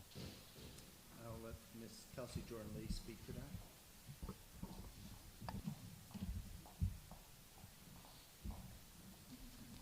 Staff was unable to find through using Laserfish and our other documents any record of a non-annexation agreement that had been signed. We did find, as part of, I know the question came up on the open records. We did find, as I shared, that there had been mailing labels that had been created that we would assume would have gone out with the non-annexation agreements, but at the end of the day, no, I could not find any record that it was sent out or signed. Thank you very much, Kelsey. All right, Mr. Hicks, you have a motion? Well, I'd like to make a motion because in speaking with the family, and they are one dot in the middle of, on the other side of 10, is I'll make a motion to de-annex 545 Cibolo Drive, property ID 124896 from the city limits of Cibolo. I had expressed to them that I don't believe that council would be in favor of reimbursing them, but if they could be de-annexed, if they would be at least satisfied with that. And they kind of left that open, but they felt that they hadn't received any, even though we all know that our fire does respond out there if Schertz isn't able to respond. But I'm just going to make the motion to de-annex them from the city limits of Cibolo. And they are aware that being de-annexed, that they will no longer be in the city limits with the services that we can provide. Mayor and council, just to clarify also, if you approve the disannexation, we will also refund their property taxes paid. You will. It's required. By state law. Okay, then, okay, I wasn't aware of that, but that's fine. There's an ordinance in the book. Okay, I got a motion and a second. We'll start with Councilman Hicks. Aye. Aye. Aye.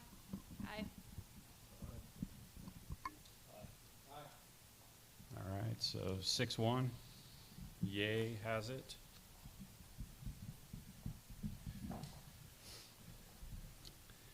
Goodbye from Cibolo. All right.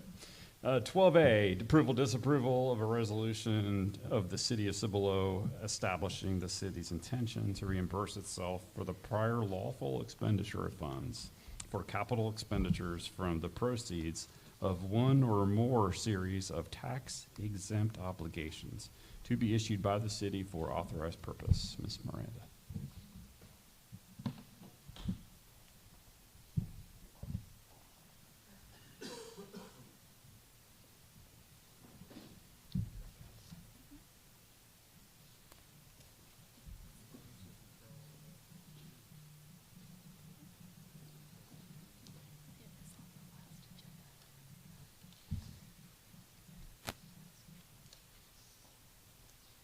What you have in front of you is a resolution to establish the city's intention to reimburse itself from the issuance of bonds for projects that City Council has agreed to include in the fiscal year 24 CIP to be funded with bonds.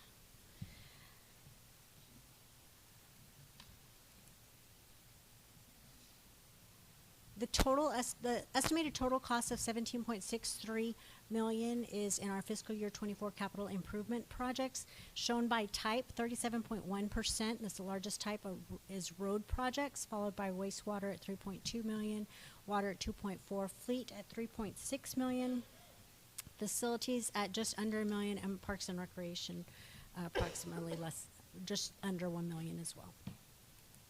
Of those 17.6 million, 8.2 million was to be issued, be funded by bonds, a bond issue. 3.9 million from existing bond proceeds, 4.4 million from impact fees, and a little over $1 million from other sources. A list of the projects is shown.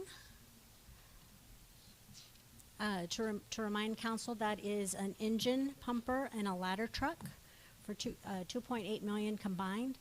Loose equipment on fire truck that we are receiving later this year, 100,000. Public Works fleet, that'd be yellow fleet, 675,000. Lower Seguin Road at 3.8 million. The Deer Creek low water crossing gates, 100,000, and park improvements of 750,000 for a total funding with bonds of 8.2 million. The other projects are also listed in detail. by funding source, but we won't go through that detail tonight. Taking that 8.2 million and adjusting for the utilities equipment that was actually funded in the fiscal year 24 operating budget of 550,000. Additional public works equipment needs that wasn't funded in general fund operating budget of 266,000. Adding parks improvements or land acquisition of 900,000, as previously discussed with City Council. Change in the cost of the 3 roads based on bids that were opened last week, adding 141,000 to that. It gives us a total estimated debt to be issued of just over $9 million. What we're asking council tonight is to consider approval of that reimbursement resolution so that we can begin the procurement process on council authorized projects in advance of the debt issuance. And we will also ask you to consider the approval of the notice of intent resolution in the next item. That's the end of this short presentation. Are there any questions on the projects or on the debt issuance that's being proposed? So we're saying we want to reimburse ourselves, We want to reimburse ourselves. and then we're gonna get the money from the bond in the next. That's right. Okay. Then I'll make a motion to approve 12A. I'll second.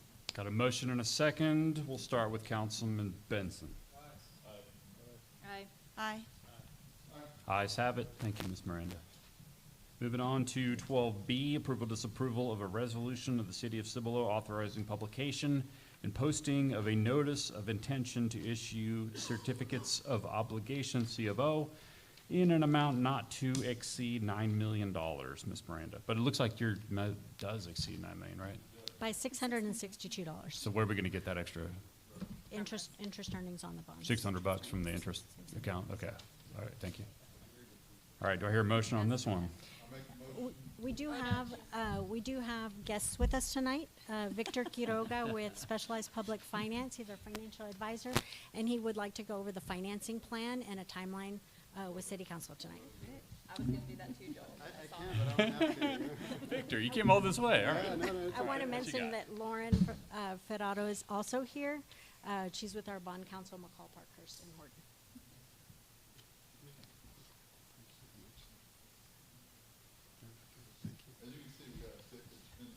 Yeah, I know, and I'm gonna be super quick. And actually, I like the enthusiasm. But I just want to let you know how we're going to issue the $9 million and everything once we get that up. But thank you very much.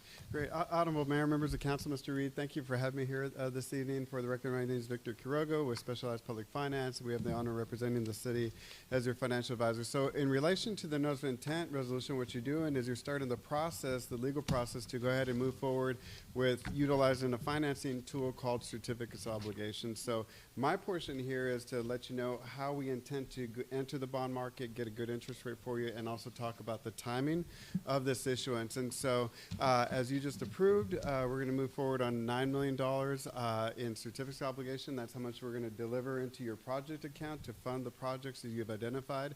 As before, we are proposing that we utilize what we call a competitive sale method for this sale. Basically, we set a bid date and time, invite banks from throughout the country to submit the bids, and whoever gives us the lowest interest rate on these bonds will be awarded the bonds, or at least that's what our recommendation would be.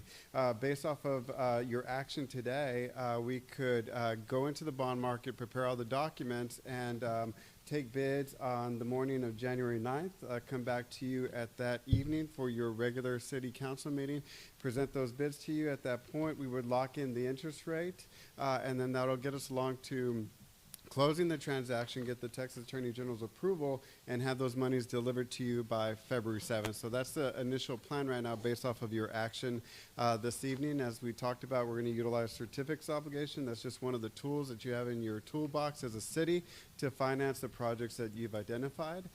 Currently, we have about 12 bond issuances outstanding for about $53 million. I know that sounds like a lot, but if you look at the bottom left side there on that bar graph, the city historically has issued 20 years or less in terms of the repayment term. So all that debt is paying off pretty quickly. But more importantly, we do track this. We build a model, and you look at your interest and sinking fund tax rate. We're able to do these improvements for this year and projected future issuances as well without requiring an increase in your interest and sinking fund tax rate. Right now, we're at about 17.93 cents. We intend not to increase it even with the issuance of the $9 million for this 24 year. This is just a summary of the transaction, the term sheet, everything I've indicated to you.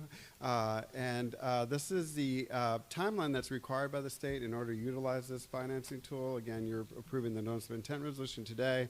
We're going to have to publicize the resolution in your paper of general circulation. That's November 22nd, the 29th. And again, that'll allow us to come back to you, lock in that interest rate January 9th, and then deliver those proceeds to your account on February 7th. That's probably the fastest I've talked in a little bit. But Well, I wanna Victor, get through this are you for going to be able to get us that below 1%? Oh, like yeah, last time? yeah, That's the real question. That's what you did back in 2020. yeah, We were that same guy. Call that same lender. You hooked us up with below 1%. Yeah, Can you hook us up again? Unfortunately, probably not. But the good news is that y'all hired Value Consultants, which we're very enamored with too, and hopefully they'll be able to make some money off of your $9 million to make up for that $622 that you're going to pocket. So, Very good. But no, Well, thank you for having us. As I said, this is the process you're starting. I'm happy to answer any questions you may have. One thing about Cibolo, if I could just end with this, is that you all are financially very stable, secure. Because of that, whenever we go into the bond market and sell these bonds for you, we never have an issue of getting quality bids and low interest rate bids. Might not be 1%, but I think we'll have a lot of folks wanting to bid on your bonds, and so that's what we're anticipating. But y'all's strong financial health makes our job easier. I'll make a motion to approve of a resolution of the City of Cibolo authorizing publication and posting of a notice of intention to issuance of certificates of obligation in the amount not to exceed $9 million. Got a motion and a second. We'll start with Councilman Benson. Aye. Aye. Aye. Ayes have it. Thank you, Victor. Thank you. We'll get to work. Appreciate it. See you all in January. Great job. Thank you, sir. Below 1.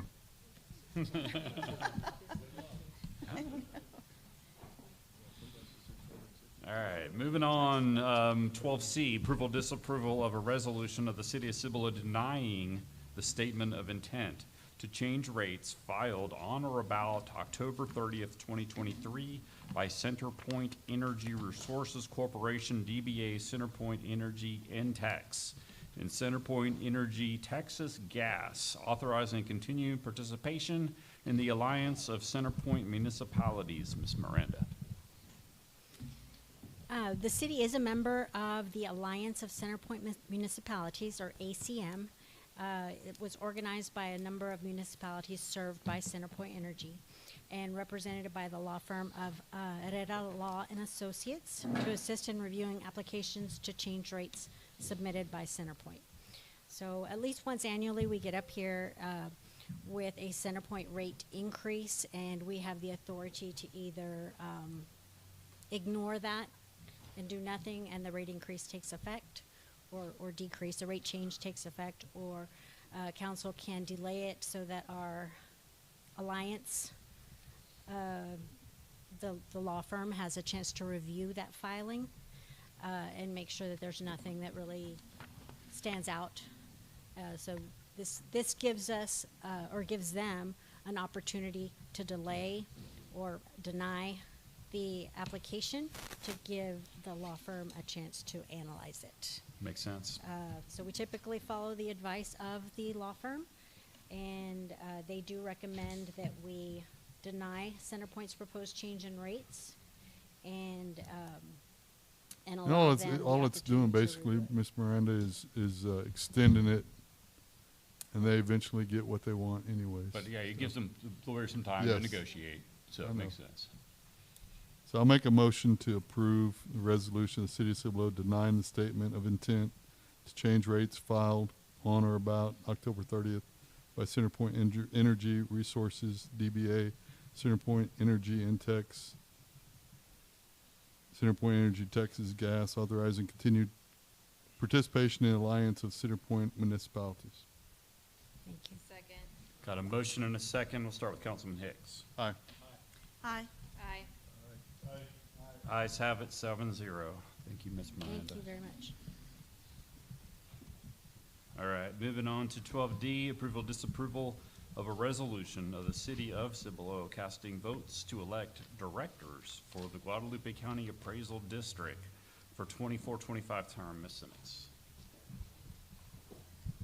This is the resolution. Actually, you have 212 votes, and this is the actual ballot. The individual that you had nominated to put place on the ballot was Letitia Seaver, okay? And so there are 5 people on the ballot.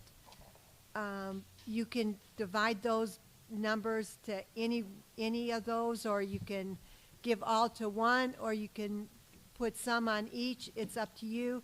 This is the actual ballot, so you have to let me know how many of those 212 ballots you want to place. And I believe you should have the ballot in the packet also. It is. And so you could see the 5 names that are on there. You want to distribute them equally, or is there somebody No, I in just, favor? just give them all to Letitia, Letitia. because what my understanding from Daryl is that he'll get on, they are pointing him anyway, so I say give them all to Letitia. Anybody disagree with that action? All right, make your motion then, Joel. I'll make a motion to delegate all 212 available votes towards number 5 on the ballot, Miss Letitia Seaver. Do I got a second? I'll second. Okay, I got a motion and a second. We'll start with Councilman Benson. Aye. Aye. Aye. Ayes have it, 7-0. Thank you, Joel.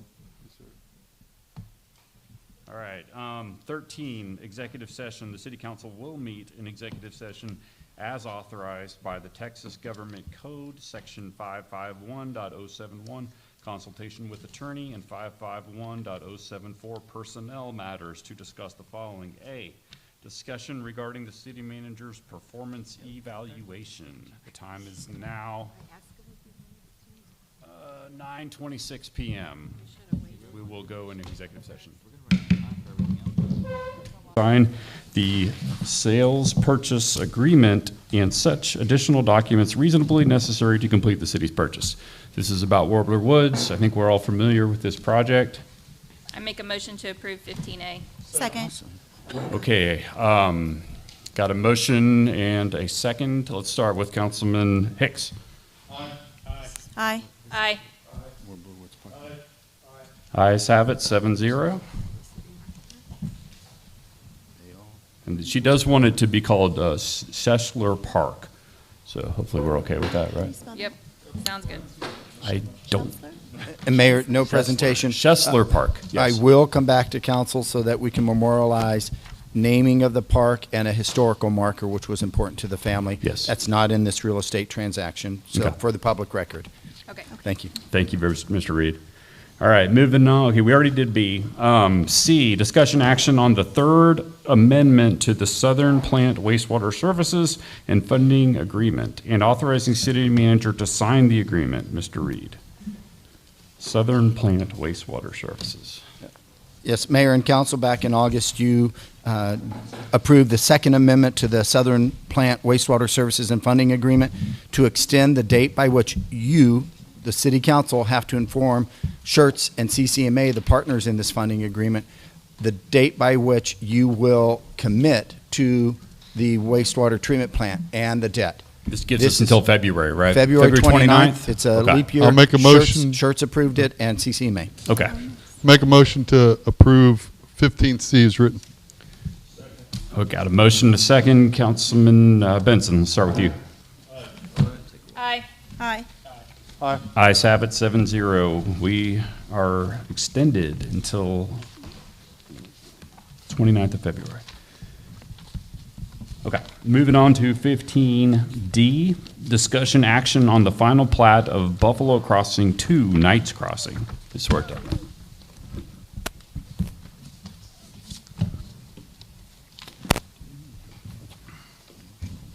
This is about the road, right? TG? It's about the road? Yes. Okay. Yes. Yes, we received reconsideration request by the applicant. As council has seen before, the PIA calls for 86-foot right-of-way. This plat contains only a portion of this road, and so up to this point, it does contain 86 right-of-way. Because of the phasing, they chose to stop it at this location. And it's a little different from what was in the PIA and the land study. But they do meet all the conditions of the plat requirements. They have received approval, recommendation for approval from our city engineer and from staff, has reviewed all, and all the technical comments have been addressed. What about P and Z? What'd they do? Didn't go to them. They recommended approval by 6-0. We got a motion, TG? I'm not a fan of this road. I will be very clear about that. I'm not a fan of this whole thing. About you? But if we deny it, then we're essentially telling them that they can't be compliant with the PIA. Frank? This section there in the 86 Again, feet. if the council, per state law, if the council denies it, we have to state the reasons on the record for the denial, specifically pointing to UDC provisions that they have failed to meet.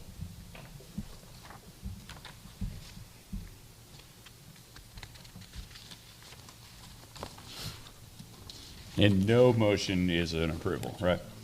If there is no action by council, then by operation of law, it would be approved. That's what I thought, okay. Do I hear a motion?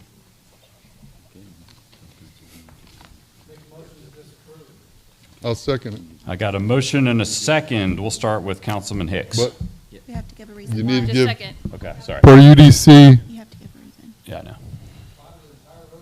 Thought we could do that later. Oh, okay, that had to be a motion.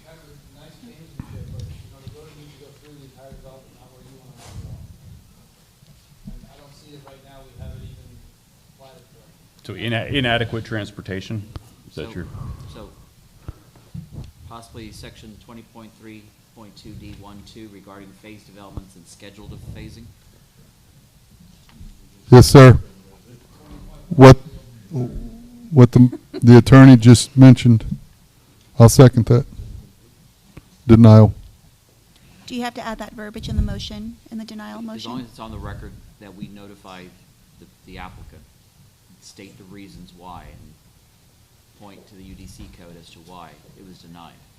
They'll have an opportunity to respond, correcting the phasing aspect and the schedule of the phasing and so forth. I think the council's been very clear that the documentation they showed us with regard to the road and so forth, so that, but based on.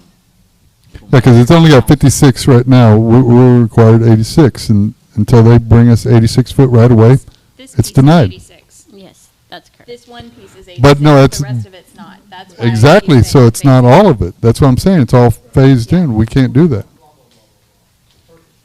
Yes. Okay. So we Okay. have a motion and a I got a motion and a second. We'll start with Councilman Benson. Aye. Aye. Aye. Okay, ayes have it on the denial motion. Okay. Yes. So 7-0 yays. Thank you, Ms. Huerta. All right, you're up next on E, discussion action of the preliminary plat of Omni Industrial Park. Yes, this is for Omni Industrial Park preliminary plat. Owner is Omni Development Group, represented by Kim Lee Horn, 57.594 acres. This is the property that was annexed earlier on the agenda. It's zoned I-1. It's proposed for 5 lots. Staff and the city engineer have reviewed the plat and associated documents. Since the printing of the agenda, we have received letters of approval from the city engineer. The only thing pending is the TIA approval. So we're recommending conditional approval based on the condition that the TIA be finalized before final plat approval. And part of that is TxDOT is taking several months to get to TIA reviews. I would imagine with all the construction they got going on down there, they're a little busy. All right, do we have a motion? This is just a preliminary plot. I make a Anybody? motion to approve 15E. Second. Got a motion and a second. Councilman Hicks. Aye. Aye. Ayes have it, 7-0. Thanks, Ms. Horta. Yes, with the recommended conditions. All right, moving on to F, discussion action regarding the final acceptance of public infrastructure for Steel Creek, Unit 1. Mr. Otto. Good evening. Steel Creek Unit 1 is Continental Homes of Texas. The land study was approved June 26th of 2018, and the plat was recorded April 17th of 2020. As total of 54.6 acres. They have 4,247 feet of 8-inch water, 724 feet of 12-inch water, and 777 feet of 16-inch water. There's 1,513 linear feet of sewer, drainage, and streets throughout the development. Total valuation of improvements is $2,454,941. I have conducted punch walk and provided punch list. All items except for one have been addressed. The one that wasn't addressed is there's an easement that goes through a residential lot. We asked them to put a gate for maintenance access to that easement. The property owner refused to allow a gate to be installed. So we have worked with the developer and with Tim and his team, and we've found a solution that requires constructing an access road. And so with that, and in coordination with the city attorney's office, I recommend approval of final acceptance of the infrastructure with the following conditions. Condition 1, D.R. Horton shall install and maintain a temporary access road at its sole expense, and said road shall be completed within 60 days of council approval of final acceptance of Unit 1, which would be January 13th, 2024. Condition 2, the access road will be graded with an all-weather surface, crushed granite, or road-based material that is at least 11 foot wide, suitable for vehicular use in wet and dry weather. The route shall be cleared, graded, and covered with an amount of base material approved by the Director of Public Works. Condition 3, D.R. Horton shall provide temporary ingress-egress easement to the city on the access road upon 14 days request from the city and on a form acceptable to the city. Condition 4, the developer is responsible for all costs associated with the removal of the temporary access road upon construction of Unit 9 of Steel Creek subdivision. Condition 5, the developer shall purchase and maintain a maintenance bond for the benefit of the city until the temporary access road is removed per number 4 above to guarantee the maintenance and removal of the temporary access road. And condition 6, failure to complete the temporary access road by January 13, 2024, or maintain compliance with the above conditions shall result in the city not issuing any building permits in Unit 1 of Steel Creek until the road is completed, inspected, and accepted by the city, or the failed condition is brought into compliance. What's the dollar amount on the maintenance bond? I don't have that answer offhand. It's a couple million. So It's in this 3 million. letter- It's a fairly short road. It's 150 feet long of base material. My guess would be $20,000. Oh, I thought you were talking about the whole project. I mean, the bond that they've got for this, that's why they're asking for acceptance. Related to these conditions, Yes. it'd be a separate maintenance bond just Okay. for that temporary road. Joel, didn't we make it as to where you got to have like 80% of these houses done before we accept the infrastructure? Where are we at with this? On this one, on this particular one, they're pretty much built out. But to add to it, the property owner reached out to me, and I worked with Mr. Foose and Mr. Reed, and I'm in acceptance of this conditions because they were going to put a gate where they have access to go through his property at any time. Yeah. Just which wasn't acceptable for me. So, and it's just where they can get back there to the drainage. So I'll tell you, I've walked through it Hold on. I will- One, real quick, we're gonna go to Katie's question in a second, but Joel, one last question. The streets, what do the streets look like after that 3 inches of rain? You They're- see anything? They're still good. Still In good. this area. Okay, and Unit 1? Yes. All right. Katie? So my quick question is, in this letter to the city, it says, the city shall result in the city not issuing building permits in any unit of Steel Creek. And when you read it out, it just said Unit 1. Yeah, it should be any, Should not be- one. I wanted it to be any, and I was told by the city attorney's office I can't do that. Okay. And so I revised the staff, or the staff memo, and I forgot to update the letter. Okay, no, thank you. I And- just wanted to make sure. And I do want to mention that we've been working on this for over a year, trying to get a gate installed, and it's just not going to happen. And the sewer line still runs through there. So in a catastrophe situation, the city can go in there, remove the fence, do whatever they And he want to do. understands that. And he understands that. Okay. This is for regular maintenance, you know, to go out, check the manhole, kind of stuff. Okay. Do I hear a That's my motion? question. I'll make a motion to approve 15F as written. With all the, conditions that Mr. Otto identified. second. Got a motion and a second. We'll start with Councilman Benson. Aye. Aye. Yeas have it. Thank you, Mr. Otto. You're also up for G, discussion action regarding the final acceptance of public infrastructure for Red River Ranch, Unit 5 subdivision. Mr. Otto. This one will be a lot shorter. Red River Ranch Unit 5 is also Continental Homes. The plat was recorded in May of 2021, and the land study was approved in March of 2015. This one is 16.6 acres. They have 2,307 linear feet of 8-inch water, 1,482 feet of 8-inch sewer, 655 linear feet of 15-inch sewer, and 2,719 linear feet of sewer laterals.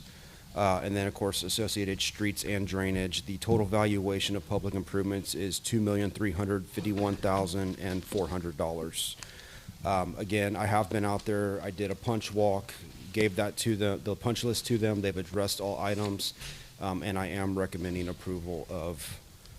This is mainly just sewer lines? That's pretty much all you mentioned, right? Water, sewer, streets, and drainage. Streets too? Yeah. How are the streets? I make a Good. motion to approve 15G. Second. Okay, I got a motion and a second. We'll start with Councilman Hicks. Aye. Aye. Ayes have it, 7-0. Thank Thank you, you. Chris Otto. All right, moving on to H, discussion action and authorizing the city manager to complete the purchase order process to continue year 4 of 5 for Open Gov contract in the amount of $53,195. Tracy Beacom. Good evening, Mayor and Council. Yes, this item is for the annual renewal of our financial and utility billing software. As he said, this is year 4 of 5 for the contract that was initially approved July 14th, 2020 at the regular city council meeting. And this did replace our STW software that we were previously on. The financial suite includes budgeting, purchase orders, accounts payable, bank reconciliation, purchase card reconciliation, accounts receivable, and multiple reporting tools that we do use. The item is funded through the General Fund Information Services budget and the Water Sewer Fund, and was included in the FY24 budget process. And then, so after year 5, we own the software, or we just have to sign a new contract? So We have to we've go got out and standard get new contract. stuff. It's Always it is renting, a huh? SaaS Okay. software. Yeah, okay. I guess my question is, Mr. Reed, why this wasn't on consent? I mean, we'd already budgeted it, we already knew. Because it's over 50K. That's the reason why we've not put items over 50K Okay. on the consent. All right, do we have a motion? No. I'll make a motion and he can second it. Okay. Make a Katie? motion to approve 15H. Dick's got a second. All right, so we'll start with Councilman Hicks. Aye. Aye. Aye. Ayes have it. Thank you very much, Tracy. Yes, sir. All right, looks like you were up for the next one too, and the next two. Yes, All sir. right, I, discussion action to authorize the city manager to complete the purchase order process and to enter into a 5-year contract with Axon Enterprises, Inc. for the purchase of Axon body cameras, in-car video, and supporting equipment from Axon Enterprises, Inc. through Buy Board Co-op Purchasing Contract 648-21 in the annual amount of $41,900.28 first year, $50,072.18 year 2 through 5 for body camera equipment, and $52,442. First year is $59,619.95, years 2 through 5. For in-car video equipment totaling an amount not to exceed $533,110.81 over the life of the contract. New body cams. Yes, sir. This is for a new 5-year agreement with Axon Enterprises. Axon provides body cameras, in-car video, cloud video storage, and evidence management platform for us. The initial contract with Axon was approved at the City Council regular meeting on April 9th, 2019. We're renewing it a bit early, about 6 months early. This is to accommodate the new police officer positions that were added, rather than purchasing them now and then just turning around and purchasing more down the road.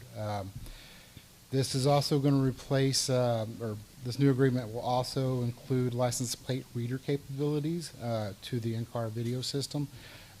We will be receiving a credit back on what has been paid for this year to our current contract against the cost of the new contract. So that actually does include credit, that price does. The devices here are vital to the operation of the police department, not only for the evidence they provide, but also for the safety of our officers. The Axon system is a complete integrated camera system that utilizes footage from vehicles and body cameras, and it's used to paint an entire picture. This software actually, if there's more than one officer on scene, it takes all camera views into account whenever you're building a case as evidence. So it's not just car and body from one officer, it's all car, all body for all officers in that area. So they all communicate with each other. Okay. The software also includes auto redaction and allows for further redaction by police officers and record staff in the event of release due upon open records requests. The platform allows for sharing of evidence via the cloud using a protected encrypted link that can be sent to other agencies, such as the district attorney's office. Police administration is actually working very closely with Guadalupe County at the moment to champion this type of sharing with them. So there's kind of a old guard, new guard going on right there. So some want CDs and the other ones are like, bring it on. But we are already sharing evidence with San Antonio. Well, Mr.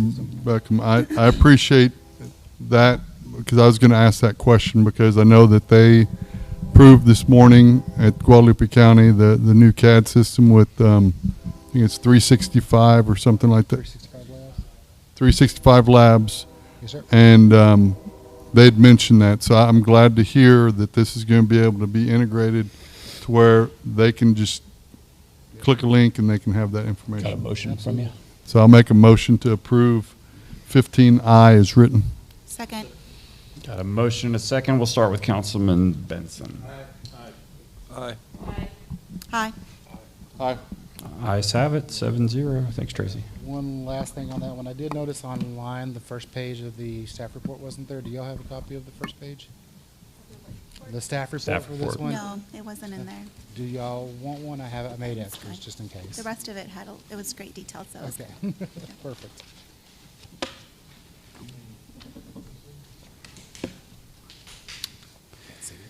Do you need something else for this one, Tracy, or are we going to move on to the next item? Okay. All right, let's go on to J, discussion action to approve application conditions and permit to make attachments of telephone, television cable, necessary appurtenant. Yeah, that word, facilities for Guadalupe Valley Electric Cooperative, GVEC, in the estimate amount of $280,495.32. I'll make a motion to approve 15J as written. Got a motion and a It's second. RP funds, so I mean. ARPA funds, this is like the connecting city buildings thing, Yes. right? Okay, and we decided to go with GVC, all right. Starting with Councilman Hicks. Aye. Aye. Ayes have it, 7-0. Yeas. Thank you, Tracy. All right, moving on to K, discussion action to authorize the city manager to execute the required purchase orders to purchase residential and commercial water meters as needed for inventory with Hydro Pro Solution LLC in the amount of $100,000.00, right on the dot, 100K. Yeah, it's like, what's up with that? Usually some odd, like 81. Mr. Mayor, if we something. could, staff is going to request the withdrawal of items K and L. We're going to give some time back here. Okay. Accidentally, a draft version of an older council com was inserted in the council packet that was on staff. We'll bring this back in December and get the right council com in there. What about K and L, right? Okay, so do I hear a motion to table K and L? Make a motion to table K and L per city staff. Can we do it in one, or do we got to do one at a time? You can do it in both. Okay, do I hear a second? All in favor? Aye. Any opposed? Hearing none, both of those are tabled. To the next meeting. Yeah, Yes, to the sir. next one. It just was a staff error. The wrong one got sent to the city secretaries on us. We apologize for that. Thank you, sir. No problem.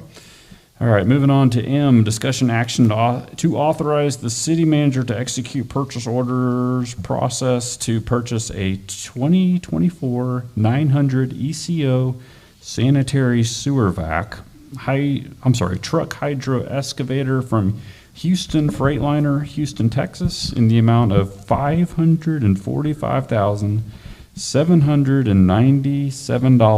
$545,797.81. Another budgeted item. Yes, I sir. just, real quick, was the one that we have, is it diesel? Yes. Are we doing the VW settlement? Or, I mean, there's, We cannot on a new, that truck is too new to be in the VW settlement agreement. what about the next item with the backhoe? Neither of these are Okay. eligible at this time. Do I hear a motion? But before if I could just have 90 seconds of your Yeah, time. sure. There's a couple important things about this. One, this truck is being outfitted with an offload pump on the water tanks. So we can basically use this truck as a water tender for the fire department. We have found that in some cases, we need to move water quickly to a site when they're fighting some sort of a brush fire.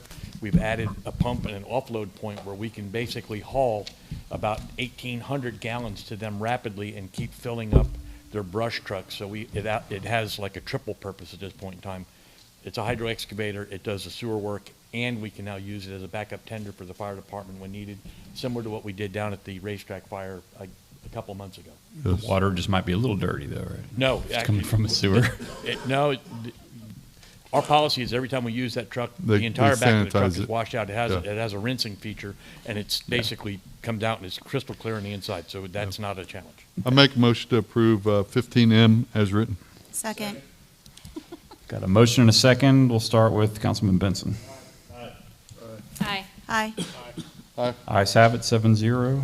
Thank you very much. And I'll Thank move on you. to the next item very quickly. Again, this is another one of the items that was included in the budget.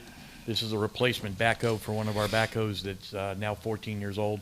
They're getting to the point where they're becoming slightly less reliable than we need them to be. And as we continue to add more and more houses and more sewer connections and water connections here, we need to put a replacement backhoe in place. So we're going to use the current backhoe as our backup. Yes, sir. Okay. Okay, do I hear a motion for this backhoe? Second. Okay, I got a motion and a second. We'll start with Councilman Hicks. Aye. Aye. Aye. Thank you very much. Thank you. All right, so now we are going to go to executive session. Before we do that, do we have action items on No. O or P? No, it's just, No. No. It's just Since codes. executive session may take some time, is there any way to, I don't want to keep them here for the rest of the night. Agreed. Can we make a motion to table and put them really high up in the agenda? in December? Is that a possibility, or would you prefer to stay?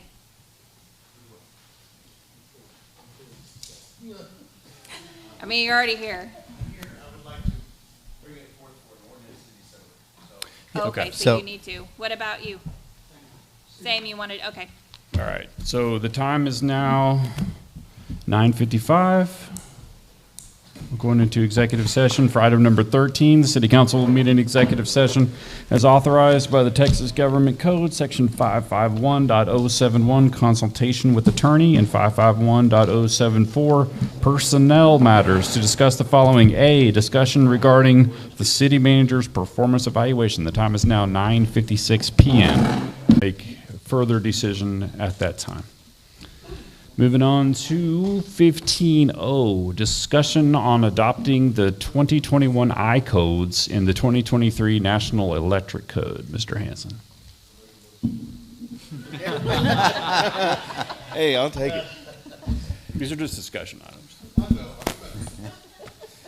So I'll just kind of shoot through it. Do we have this, or are we just going to stop me if you have any questions? But I'm going to give a high-level overview of the 2021 codes and the 2023 NEC. So I'll just, it's International Building Code. You got a clicker?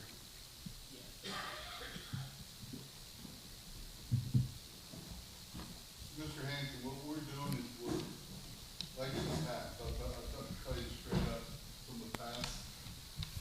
We would stay in a later or an earlier version for a long time because of the builders. Mm-hmm. But what you're doing is you're updating us to the most current, because a lot of times what they do is in 2012 they'd update from the 2008 or 2010. Yes, sir.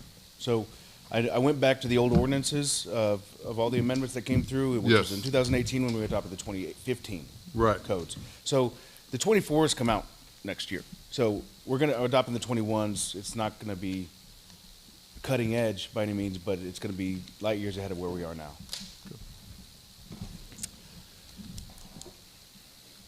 Can we just read this in our packet later? Yeah, okay, sure. All right.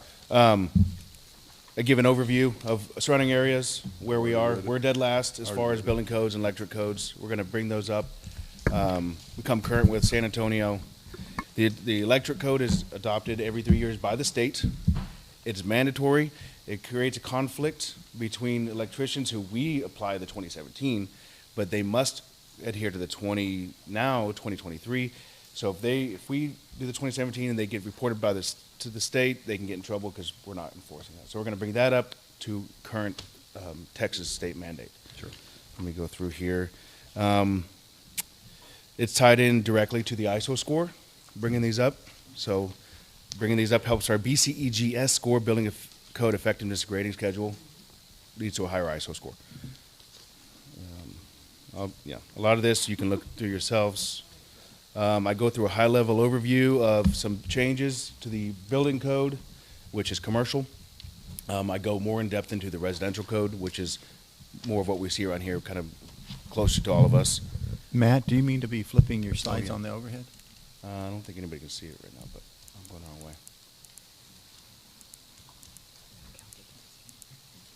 So schools, you can now lock doors from the outside. They're openable from the inside still for fire reasons, but now you can lock them. So that's a new thing for schools and churches. Change the definition of occupancy. So if somebody's going to keep the same business, but change their use, change their level of activity, they still have to go through the process of getting a new certificate of occupancy. So we make sure they're meeting accessibility and fire codes. Standard stuff. It's just giving us the ability to go after them for it. Make sure they're adhering to that. A lot of these residential ones are really specific. Again, I'd like to field any of your questions if you have any. as far as these slides, let's see, stairways, new tempered glass regulations, or now we can talk about shipping containers. That was never a thing because they're being used for residents now. So now that's in the code book. A lot of new plumbing, cutting edge plumbing technology. One thing that we're talking about is we have a lot of sewer problems here with our soils. New technology is making so you don't even have to dig it up. You can just essentially slide new pipe through pipes. It's pretty cool. But it's not very common yet because it's pretty cutting edge, but we will be seeing it, and now we can regulate it. Back to the containers. Yes, sir. We need to update our EDC for that, because there are supposed to be containers used for storage, for houses. So, yes. Well, if adopting these codes, if we want to regulate further than the International Residential Code, we can do so. And if council deems that, we can discuss that. But this will give us, this is telling you how you move these containers that are being used for residential purposes, what you can and cannot remove from these containers for safety purposes, the structural aspects of the containers.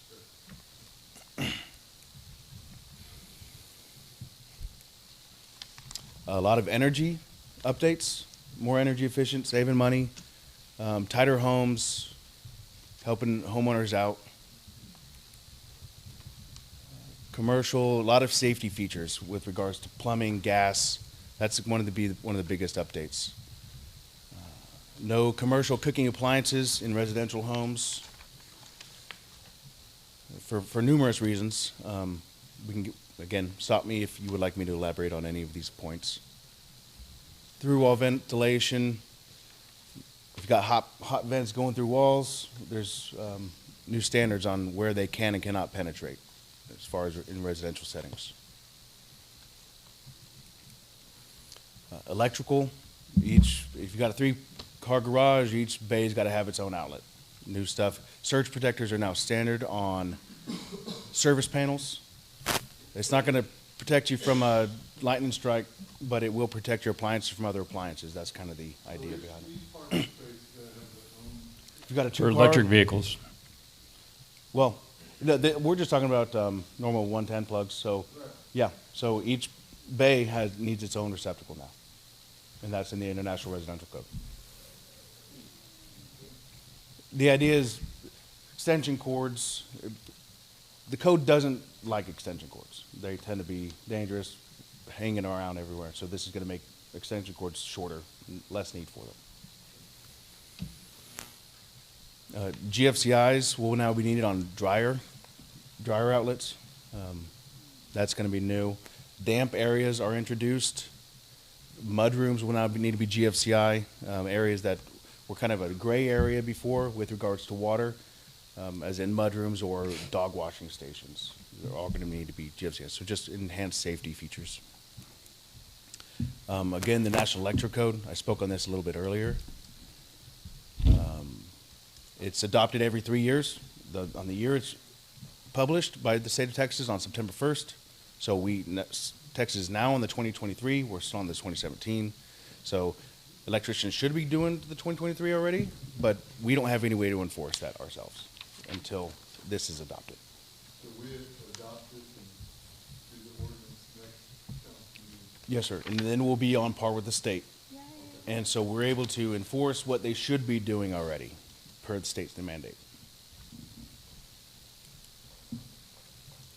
This next slide I spoke to a lot is a lot of GFCI changes. One of the more, I want to say controversial, they took the requirement away for outlets be on kitchen island side skirts. And so if you're going to put an outlet on a kitchen island, it must come from either the top, a tombstone, a pop-up, or on like a backsplash that they've created on top of an already existing island. So you can no longer have it on the side. But the state or the electric code says you don't even need to trim out an outlet. You just need to provide a wire for an outlet. But what I'm proposing is to force homeowners or home builders to put an outlet on there for homeowners. So that is one of the Oh, that's really the only amendment that I'm bringing forth to the table right now. Okay. I mean, it's for the homeowners. Is there anything about putting Ethernet cables like throughout the house? Ethernet, that's more of a low voltage. The NEC doesn't speak to that. So that's a package that a home builder would bring.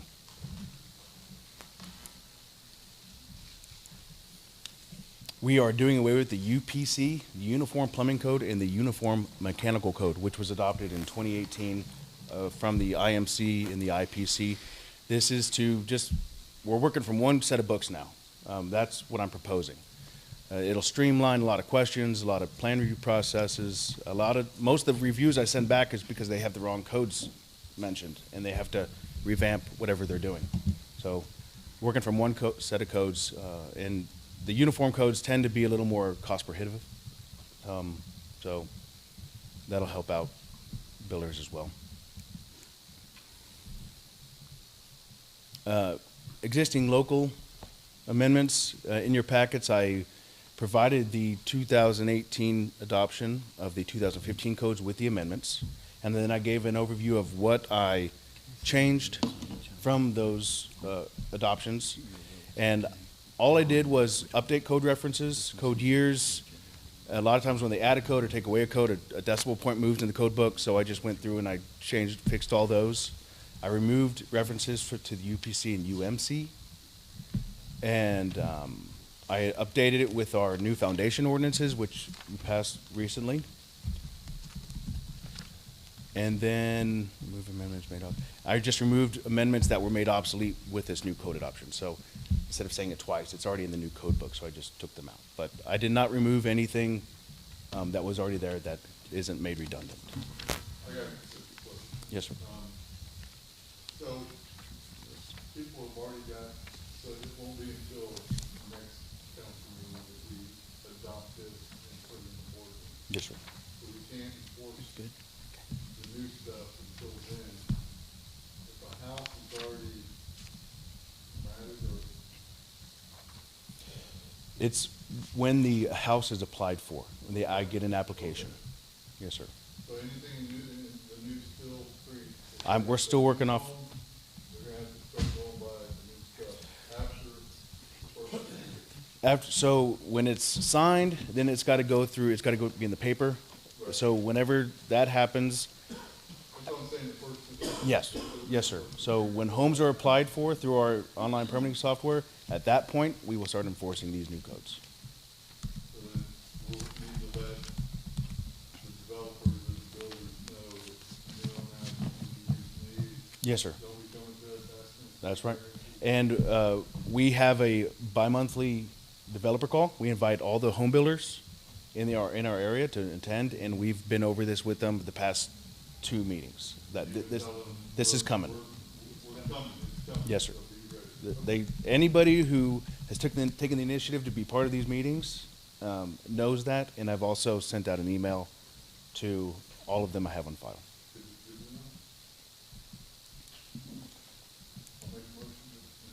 No motion on this one. No. So, really, any questions about the presentation, and do you support me coming back to you on December 12th with an ordinance? Yes. Absolutely. Okay. I'd like to suggest, though, that we don't really need all of this printed again. Oh, yeah, no, it'll, Each time. no, you won't have We have an this overload again, it'll tonight. just be the ordinance. Yeah. Yes, sir. Same with Mr. Perry's thing. We probably won't need to print it all And over and over. Mayor and council, you can direct us to put that ordinance on a consent agenda. Yes, Sure. please. At your direction, that's what we will do. Yeah, that's fine. All right, we will All do right. that. All right. Thank you very much. I Thank you. appreciate it, Mr. Hanson, and thanks for sticking around. Absolutely. We should do our due diligence, go through it and read it prior to the meeting, so. So if you have anything, you can pull it from consent. If you need- Yep. Never memorize all these codes, Joel. I'm gonna quiz you.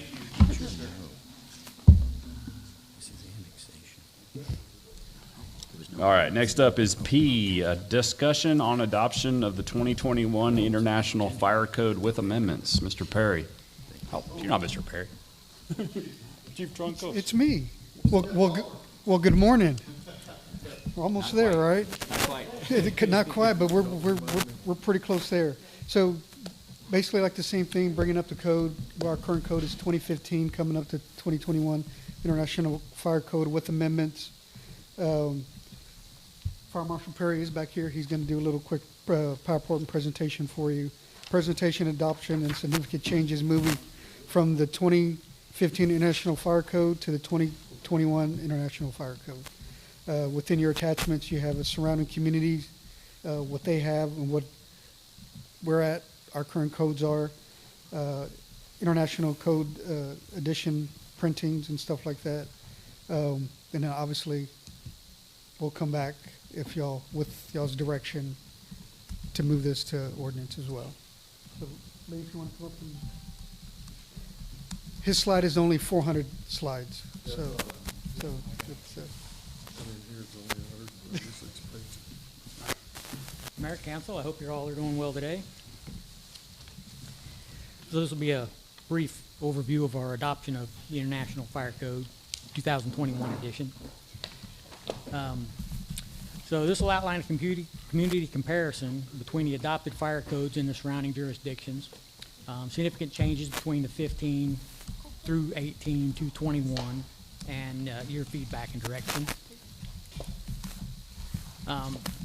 So I ask that you keep these things in mind, you know, as we're going through the presentation, as you have any questions regarding the amendments that we're going to be proposing, major changes that are coming through these code adoptions as they're presented, and any feedback moving forward.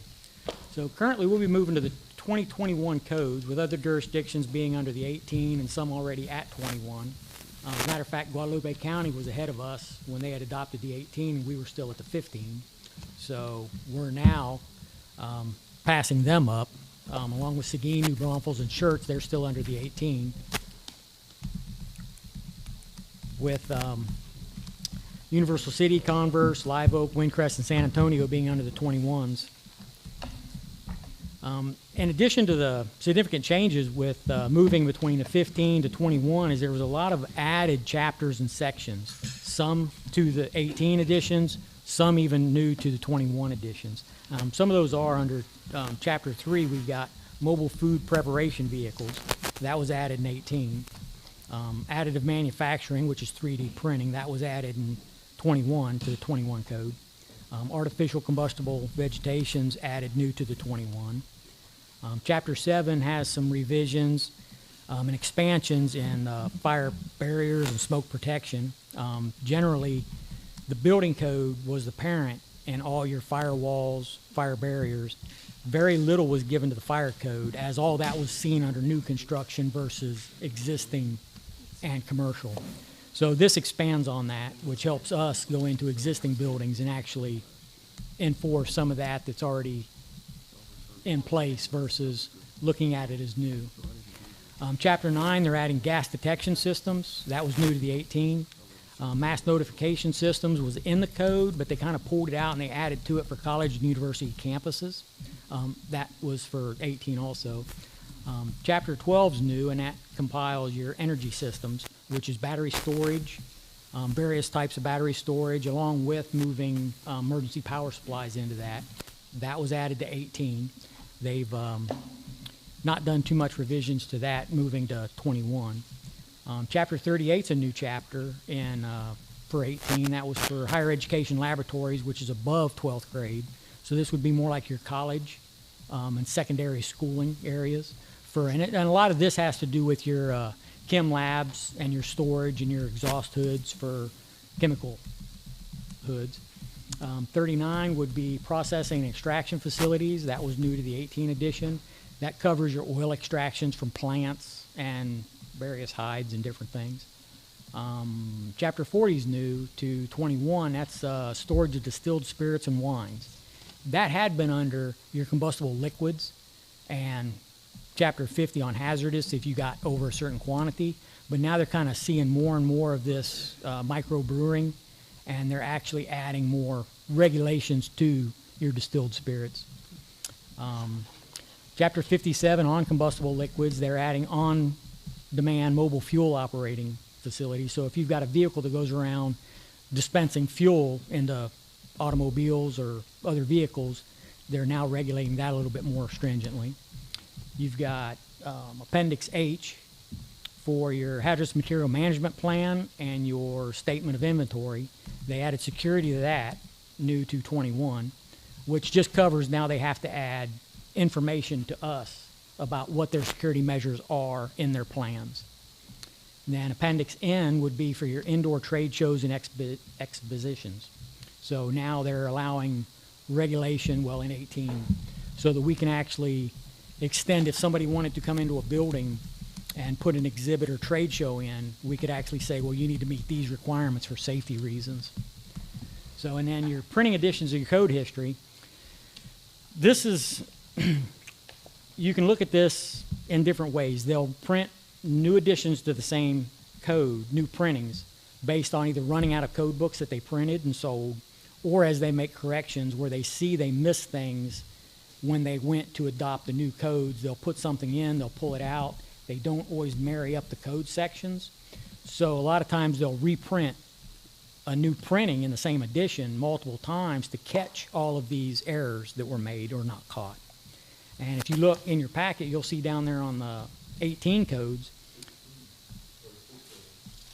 well, yeah, there's 6 printing editions in 2018, but November 2020 is actually when the 21 first printing came out. So they had still printed another edition to the 18 code even after they had already came out with the 21 editions. So they're still selling code books even after the fact, because not everybody jumps to the most current editions. So, and likewise in the International Building Code, their second edition of 21 came out in September of 2020. So they had already caught several errors and reprinted the book sooner to get those corrections out to the public. Because a lot of people have already bought previous editions, and where this becomes a problem is if they're designing your plans to an edition that didn't have the corrections, they're designing it incorrectly. And we'll catch it. We may catch those, kick it back. Well, rather than kicking it back, we're giving them the opportunity that we're adding those corrections so that they can design properly from it from the start. And then we get into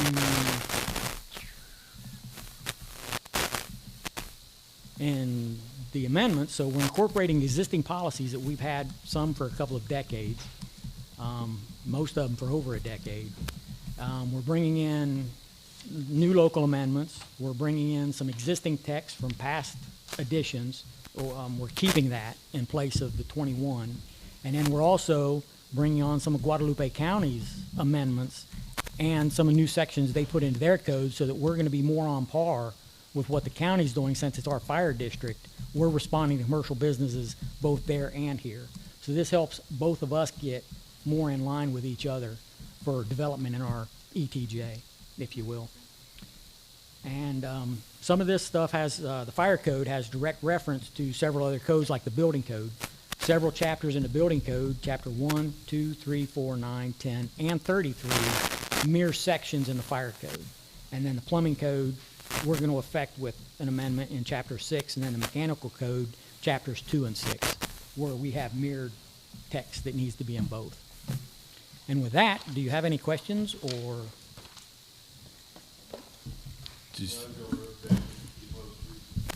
Well, I'm sorry. I was just going to say, will this affect our ISO scores? Not you know, as directly, far as no. like our better deal on the homeowners insurance? No. There's a lot more to it than just this code. This is a small part of it. It encompasses everything in the city, our utilities, not only fire code, not only fire and building code adoptions. Mm-hmm. This is just a small part of a bigger puzzle. Yeah, but it does help. If we don't update them, that does that'll hurt adversely us, affect right? Okay, them. so it keeps the heat off us. But well, I think maybe getting fire station number 3 built, that's got to help, right? As far as the Immensely. radius of, you know. Yes. Or fire that station helps more 4. than this, but this helps. Yep. Because they look at it and This that helps is a too. key factor in, are you current, up to date, or not? Yeah, because I think we talked about doing another study on that ISO rating, right? Yeah. Yes. what you authorized this year in your budget was a study that would precede the actual ISO Okay. Correct. review. Kind of like the pre-SAT, right? Yes, sir. I'll just agree, given the Cool, got it. All right, thank you so much. I appreciate it, both you guys. Mayor and Thank you. council, since you wanted the I-codes for building on the consent agenda, do you also want us to put the ordinance for the fire code? Okay, thank you. That'll work. Thanks, guys. All right, Q, discussion from the council members that have attended seminars, events, or meetings. Yeah, I know, right? do I real got a quick. million things I could talk about. I'm not going to. Katie? I'm going to do it real quick. We had our youth council interest meeting last night. I just wanted to share about that. We had a lot of parents show up with their kiddos. We had a surprising amount of 7th graders. So where we had originally wanted to, we had originally thought it would just be high schoolers that would be interested. There were a lot of 7th graders, so we got a lot of really good feedback on that. That should be coming at, I think, our next council meeting. I know several of us did the book readings at the different elementary schools. I wanted to thank the police officers who showed up, as well as the animal services, I believe was at least, possibly at one of them. But the police officers read to the kids, and it was really funny. The kids were running all over the place, acting crazy. We had an animal advisory meeting. If you haven't attended one of those, feel free to attend. They're the shortest meeting, I think, in the city. And maybe other than Board of Adjustments, those are pretty quick. But there's a lot of good work being done in the animal shelter right now. They're moving forward with new processes and procedures for the volunteer services, and they have improved the, I know there were some concerns about the euthanasia rate, and those have improved dramatically in the last month. And that is it. Thank you, Katie. Norma, did you have anything? Yeah, I just wanted to mention that also at the NEP meeting, there was mention that, I think Mr. Reed jotted this down because he was there too, $25 million in bike and pedestrian funds with the NPO.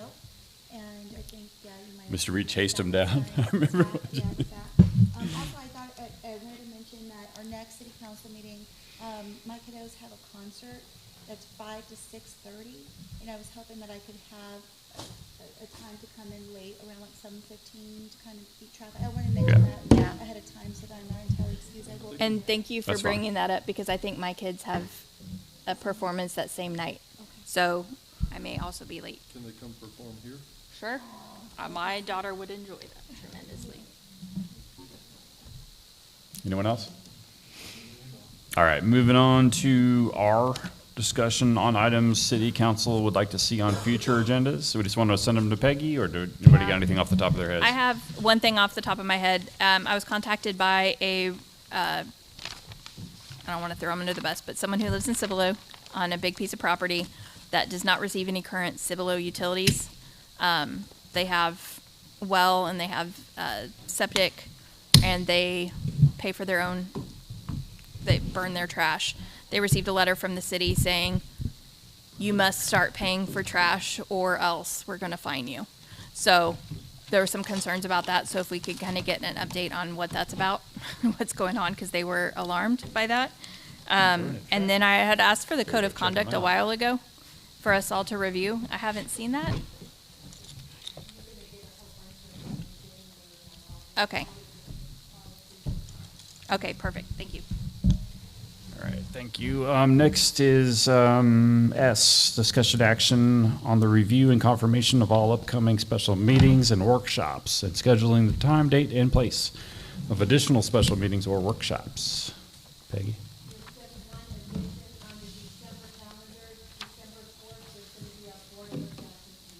Okay, thank you very much, Peggy.